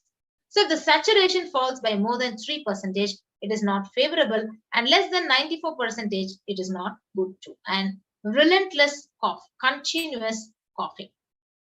And these are the warning signs. So now we see how the well-equipped in-campus ambulance and the pulse oximeters are actually ready in the Adi Kailasa Sarvagna if at all any emergency happens to help.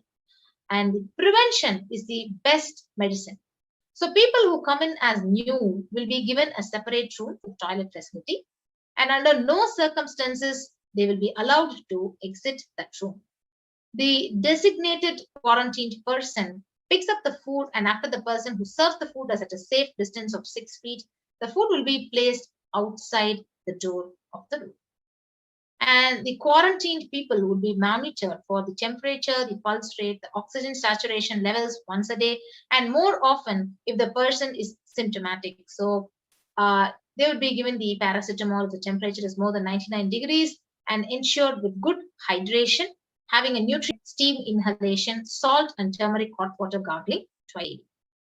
And Ayurvedic and Siddha medication will be given as per the instructions. So doctor will be contacted if there is worsening of symptoms for specific management, which could be further consultation, investigations and treatment. And the residents will be asked to continue taking medications if they are on for any blood sugar or any other heart ailments, etc. And the doctor will be consulted if the conditions they pose a higher risk, if there is any comorbid conditions which is posing a high risk. And the residents on medication will be asked to bring 2 months of supply till the Adhinam to be able to organize the medications for them, and they will be asked to take long, deep breaths, the pranayama. They'll be made to lie in prone position as on the tummy as much as possible so that the lungs expand well. So these are the various measures would be taken when you're quarantined and when you reach Adi Kailasa Sarvagna. So if there are no symptoms, the person will come out of quarantine in 15 days, and the test will not be repeated if you are clinically well. If there are symptoms, the person will need to be retested and need medical opinion and necessary investigations and treatment. So these are the common symptoms which should be looked out for: fever, sore throat, fatigue, cough, body aches, headache, loose stools, vomiting, loss of sense of smell, loss of sense of taste, exhaustion, giddiness, and fainting. Yes. The previously mentioned symptoms will be provided with immediate evaluation and hospital care. Early detection of these warning signs and identifying the timeline is very crucial for better outcome. So these will be monitored very closely and is the most important thing that is to be done. So identifying the day one of symptoms is very crucial in the management with respect to monitoring and treatment protocol. So day one would be when the very first symptom started. So investigating for the possible source of contact, and all the people who have come in close contact within 3 to 6 feet range with the primary case in the last 3 days will be isolated and monitored for symptoms as well. So infectivity starts 0 to 3 days before the onset of symptoms, and the infected person sheds the virus until 9 days. So if any of the above symptoms in various combinations, it signals literally the possibility for COVID. So even though the same symptoms can happen with any other viral infection, in this pandemic, it is to be considered as the possible diagnosis until proven otherwise. So the very rare presentation would be rash on the body, bluish discoloration of the fingers and toes, sudden onset of breathlessness, heart attack, strokes, paralysis of the limbs. So any suspect case would be immediately isolated. And the RT-PCR test to be asked for in asymptomatic people immediately. The contacts will monitor for symptoms and will get tested if any symptoms show up. So else to wait for 5 days if they continue to be asymptomatic. So they can check their status thereafter. So these are the various measures, the very detailed measures, quarantine measures, which are actually taken care in the Adi Kailasa Sarvagna. So only an assigned member will be tasked with taking care of the quarantined person, and disposable gloves will be used when cleaning the surfaces or soiled linen of the individual, and the hands will be washed and all the gloves will be disposed and incinerated. and no visitors to be allowed. So in case the person being quarantined, all the close contacts taking care will be quarantined and followed up for an additional 15 days or till the report of such a case turns out negative on lab testing. So next comes the environmental sanitization. So clean and disinfect frequently touched surfaces in the quarantine person's room, example bed frames and tables with bleach solution. Cleaning and disinfect toilet surfaces daily with regular household bleach and phenolic disinfectants. Clean the clothes and other linen used by persons separately using the common household detergent and dry. So the Adina Vasis who come into the Adinam, so they should be taking the medical test and the result should be sent to the in charge, Ma Santana Lakshmi. So her email ID is Ma Santana Lakshmi at nithyanandauniversity.org and the results will be reviewed by the medical team at the ASTP female campus, Dr. Atma Niranjana, Dr. Santana Lakshmi and Ma Chandra Vidya. So these are the mandatory medical tests which you need to be taking before coming into the campus. The complete blood count with peripheral smear, the blood group type, fasting and postprandial blood sugar, renal function test, the blood urea and serum creatinine, the VDRL test, the HbSAg, HIV test, thyroid function test, serum T3, T4, TSH, ECG, liver function test, and the lipid profile tests. So you need to be getting your RT-PCR test for COVID-19 take 2 days before coming into the Adinam, and you can send it to the email ID for review. So once communicated, the person should come into the Adinam within 24 to 48 hours of the test. If there are any pre-existing medical issues, like you have any hypertension or diabetes or any other chronic diseases and comorbid situation, you can bring in a recent report and prescription from your consulting doctor. So a medical form will need to be filled in by all the new occupants and a legal disclaimer will also be required to be signed. And all the people in the quarantine will be monitored for temperature rise, for oxygen status and other symptoms during the period of quarantine. And anyone with symptoms should be reported immediately and the designated quarantine person will be responsible to monitor the pulse oximeter and temperature. And the equipment would be sanitized after every use and knowledge for the same will be given by the medical team. And during the quarantine period, all the certain Ayurvedic and Siddha preparations like steaming, saline, turmeric water gargle, and other immune booster will be given by the caregivers, which has to be followed very, very strictly. Yes. So with that, joining with me will be Ma Dayamai Swami, who will also be joining with this segment. She's also an inmate in the Adi Kailasa Sarvanya Peetham, who will also be sharing the various quarantine measures that are actually taken care of in terms of medical aspect and various other aspects in the Adi Kailasa Sarvanya Peetham. Yes. So now, after 15 days of your quarantine, you can be out of quarantine and following the basic guidelines of living in the Adinam, like you would not be allowed to smoke, drink, drugs, substance abuse, which is strictly prohibited. Consumption of non-vegetarian food, which is strictly prohibited. Illicit sex is strictly prohibited.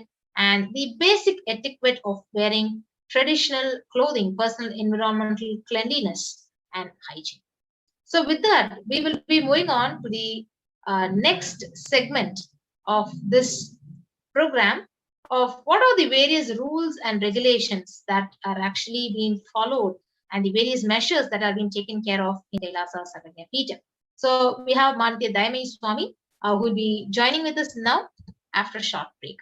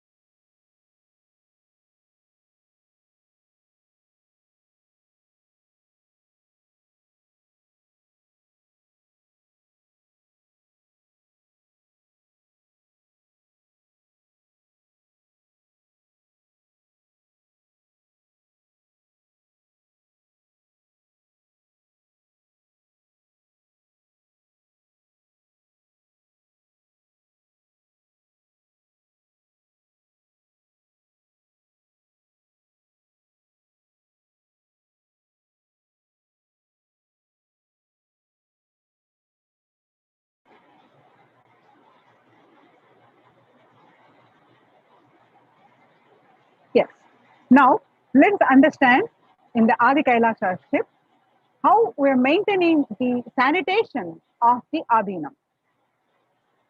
To promote good respiratory hygiene in the workplace, display posters promoting respiratory hygiene. Good respiratory hygiene prevents the spread of infection.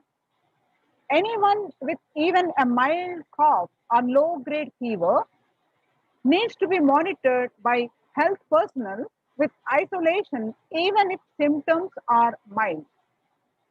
They should wear ordinary surgical face masks rather than N95 face masks in their quarantine room.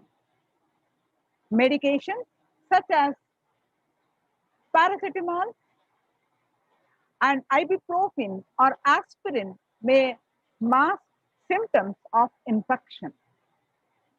Ensure and pre-order sufficient supplies and materials, including masks and tissues and hand sanitizers for all the people.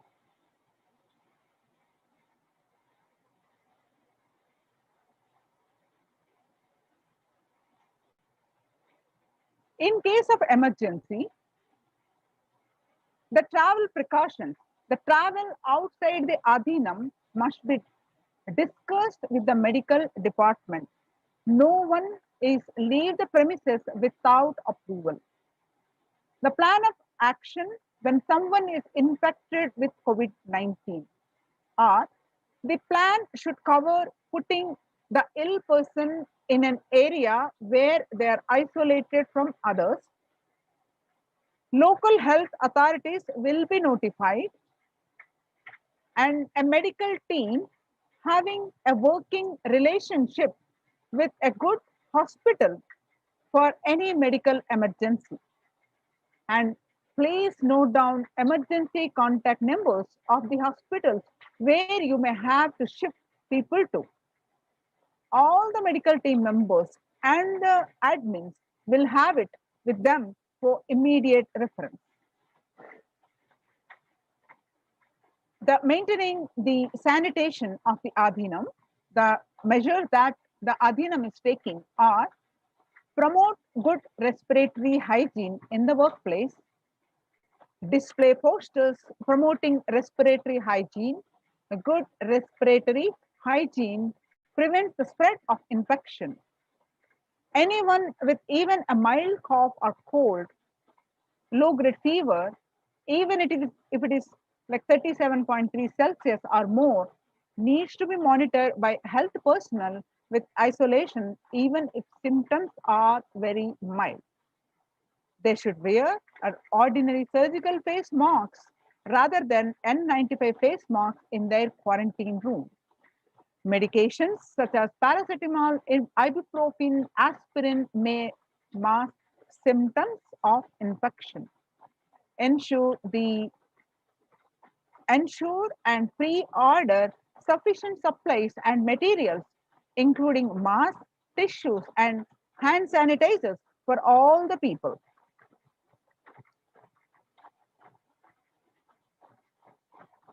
You can see the pictures of the oxygen concentrator in case of emergency. The Adhinam procured these. Now, if you would like to join the COVID care centers to save your life, protect your life, please sign up and join this COVID care protection centers. Register now through the link below, https://kailasa.org/kailasa care.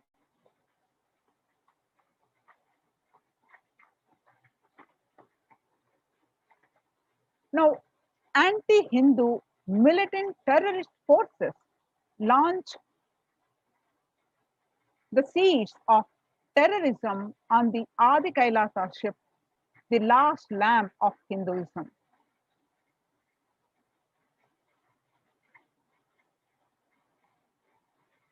The anti-Hindu militant forces have a long history of executing a massive persecution and genocide against Nithyananda and his devotees.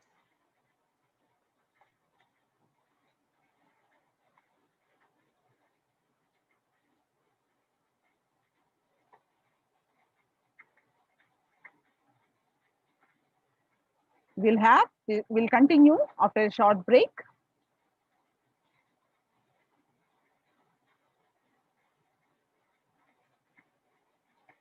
We'll have the next segment after the short break.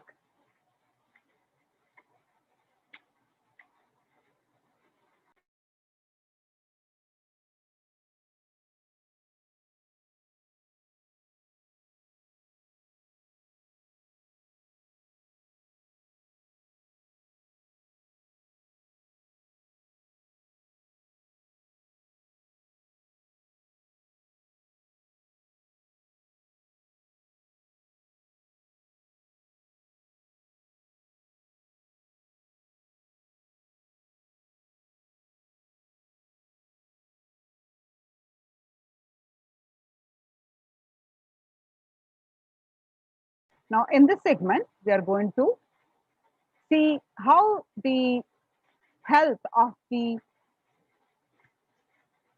COVID care protection centers are taken care with the spiritual routine given advised by the Supreme Pontiff of Hinduism. The morning spiritual routine consists of the yoga, panchakriya, puja, yes.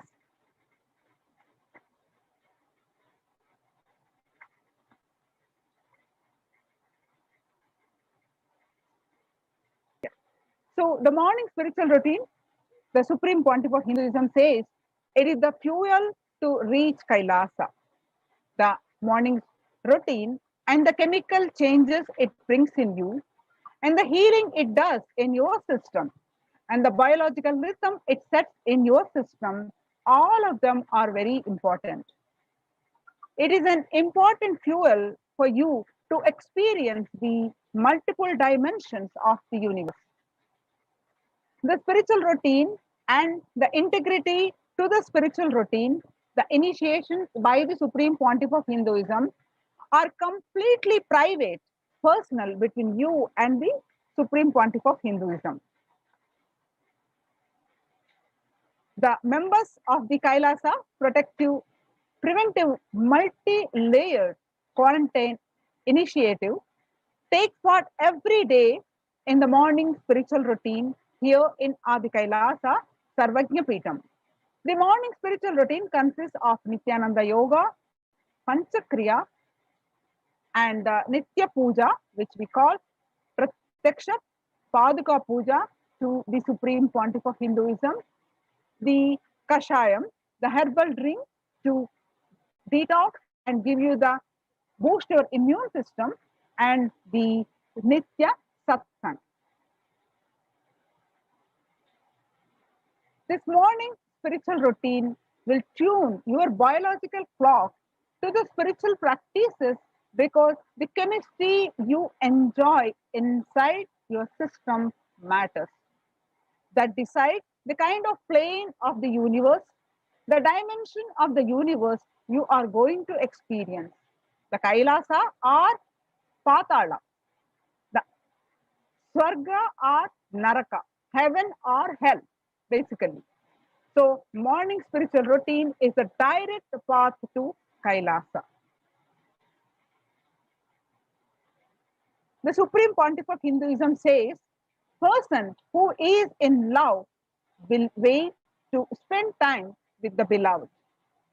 If you are a seeker, you will be waiting for this 5 hours every day because that is the time you get near what you are seeking very closely. A person who is in love will be waiting to spend time with the beloved. A person who is seeking will be waiting to spend this 4 hours because this is the time you get closest to what you are seeking. Your seeking takes shape into the system. When your beloved comes near you, if you are tired, the love is gone. It's dead. During this morning 4 hours, if you are bored, your seeking is dead, gone. You need to go through thorough howling inside you. You need to ask yourself, you need to question yourself many to get many of the answers, and you need to bring pure questioning back to your life. The morning Nithyananda Yoga, the benefits include when you do the yoga regularly with integrity, you experience your entire body becoming Amrita Sharira, the body filled with nectar. It becomes an ecstatic body just by the air without any external touch. And the another spiritual routine is Panchakriya. Panchakriya, Pancha is 5. The Panchakriya involves 5 steps to remove toxins and impurities from the system. Just like how we take a shower every day to clean the external parts, Panchakriya, a powerful cleansing process which cleanses the internal organs of your body. Keeping it cool, these techniques not only cleanse our body, but bring peace and balance to our mind and the lightness of our being and bliss to our being. The morning, one of the Nitya Puja, another morning spiritual routine, doing the puja. Nitya, the Pratyaksha Paduka Puja to the Supreme Pontiff of Hinduism, and the Shiva Puja, the puja to the Atmalinga. In puja, you experience the special bhakti, the devotion, the space of surrender that occurs to you. From this devotion moves you from the I, which is so heavy, to God or Guru. This surrender allows us to drop all the unnecessary baggage from the head. So one of the beautiful pujas in Hinduism is Rudrabhishekam. In Rudrabhishekam, we offered sacred bath to the Shivalinga while chanting the powerful mantras. The Shivalinga is a deity which beautifully represents the divine, and its form indicates how the God is beyond form and formless.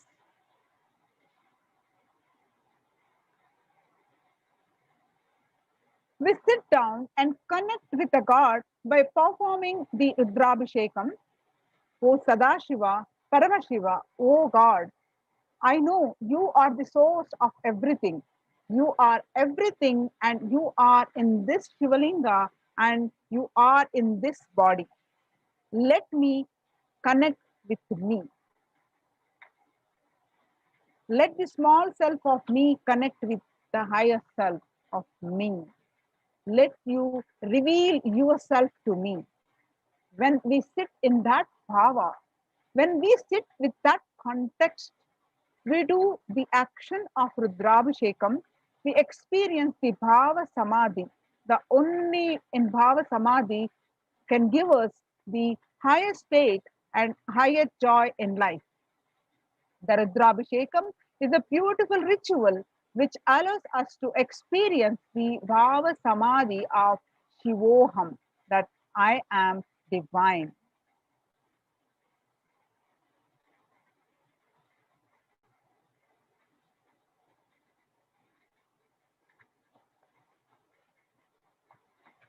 If we just follow this morning 5 hours, that's enough.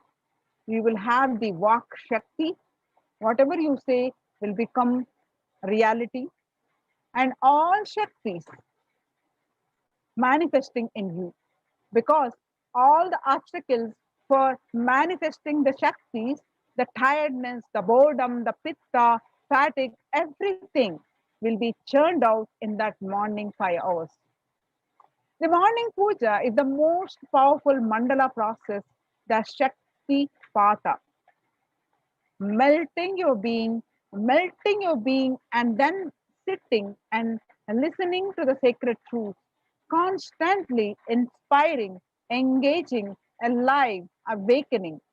Just this morning 5 hours, if you can bring integrity and authenticity, all the obstacles stopping you from power manifestation will disappear.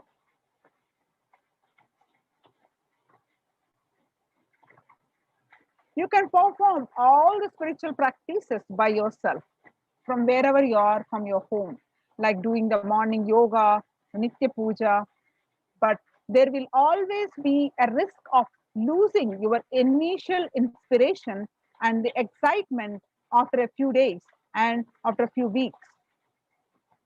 So living in the enlightenment ecosystem, even if your boredom and tiredness try to pull you down, the Sangha will support you, help you, giving you the wake up call and supporting you to complete your incompletions.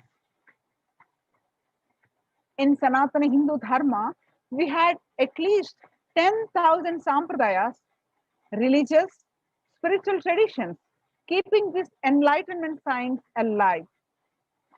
Each Hindu sampradaya is a spiritual ecosystem created for keeping enlightenment science alive. Every monastery, every adhinam, every mutt, every temple, every Veda Patashala, every Sarvajna Pita is a lineage. The sampradaya created to keep the ecosystem of spiritual enlightenment alive. Some may be a Shakta, some may be a yogi, some may be Vedanta, some may be Tantra, some may be Shakta Vedanta, some may be Shaiva Tantra, some may be Yoga Vedanta, some may be Yoga Shaiva, some may be Vaidika Shaiva, all kinds of permutation and combination. All this, the Supreme Pontiff of Hinduism is explaining that different traditions of Shakta, following the mother as the divine, the ultimate. All this may follow anything. Each temple, each monastery, each adhinam, each Veda Patashala, each Sannyasa Sampradaya is a spiritual ecosystem created to keep the enlightenment science alive of that Sampradaya. Now, join the COVID care protection centers. Join now with the link below, https://kailasa.org/kailasa care. Now we will moving on to the next segment of this program after a short break.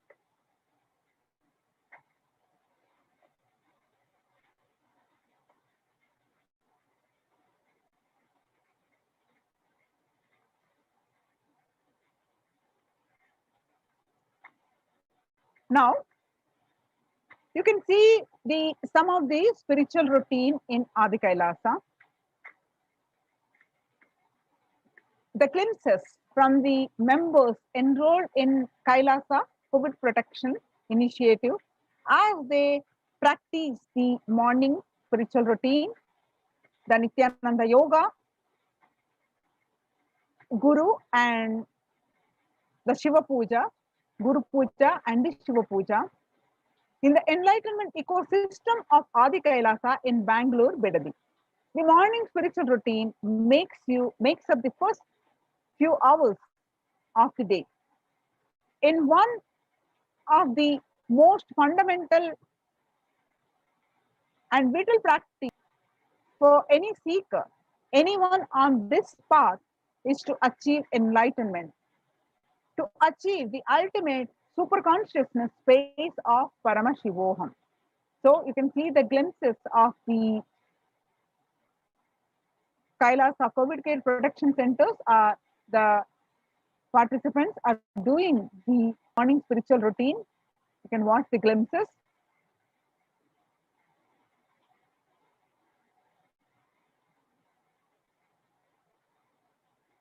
You can see all the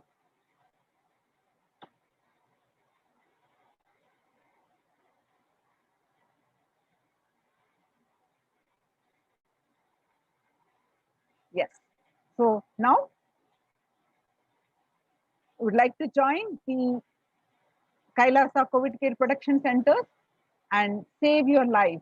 Register now through the link below https://kailasa.org/kailasa care. Now let's move on to the next segment of this program. Now we have a beautiful sharing by Sri Nithya Digambarananda Ayya. Is going to share his experiences in this Adi Kailasa Sarvajna Peetam. Nithyanandamaya. Nithyanandama, very nice to join you, ma. Thank you. Thank you, Ayya. Thank you for joining. Yes, ma. Ayya, where are you from, Ayya? Yes, I am from Pune, and I am active in Mumbai, Maharashtra, Pune, and Nasik, all three cities.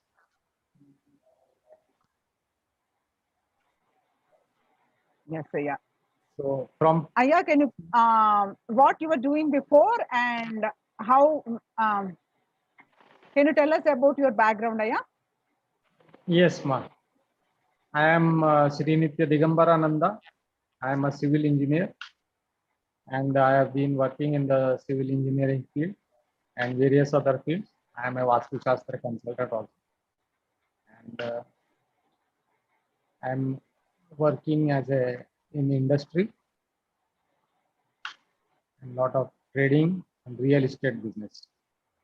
So when Swamiji announced the Parashakti predictions, what is going to happen, so immediately I have come here following Guruvar to this sacred land of Adi Kailash. And just now I would like to share, not only is this very divine in terms of COVID, it is almost vanished here. There is no sign of COVID or anything because you don't hear those news, and we are so happy and involved in all our daily day-to-day spiritual practices and works that that thought also of COVID is not coming in our minds. Whereas when I was there in Mumbai, every day the news is full of. Ayya, can you please explain to us how was the life before you come here, handling the pandemic, and how the COVID care protection center here, the Sarvajna Peetam, how you are experiencing the life? Can you detailedly explain to us, Ayya? Yes, ma, sure. See, there every day when we get up, there is from morning to evening, there is only COVID news on all national television. So much cases, so much deaths, and daily counts, and up and down, and every day full of tension of COVID, when it will get to you. And initially it was like distant because none of our near and dear ones were affected. But now you can see some of your near and dear ones, deaths are happening. Some of the relatives and friends, now they have faced the deaths. So it is now catching up near and near. But now after that second wave peak, now the lockdown, the state has lifted because they say that the deaths are less and effect is less. But actually, since the government has taken that decision of lifting the lockdown, they are forced to, I think it is that they are not showing the actual figures on ground.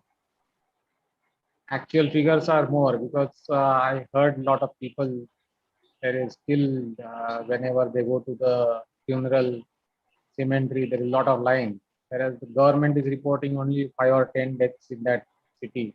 But actually it is 200 to 300 deaths. So that is almost 10 times what is shown. So ground reality is different. But the news everywhere now, even the media, I think, is suppressed by the government maybe.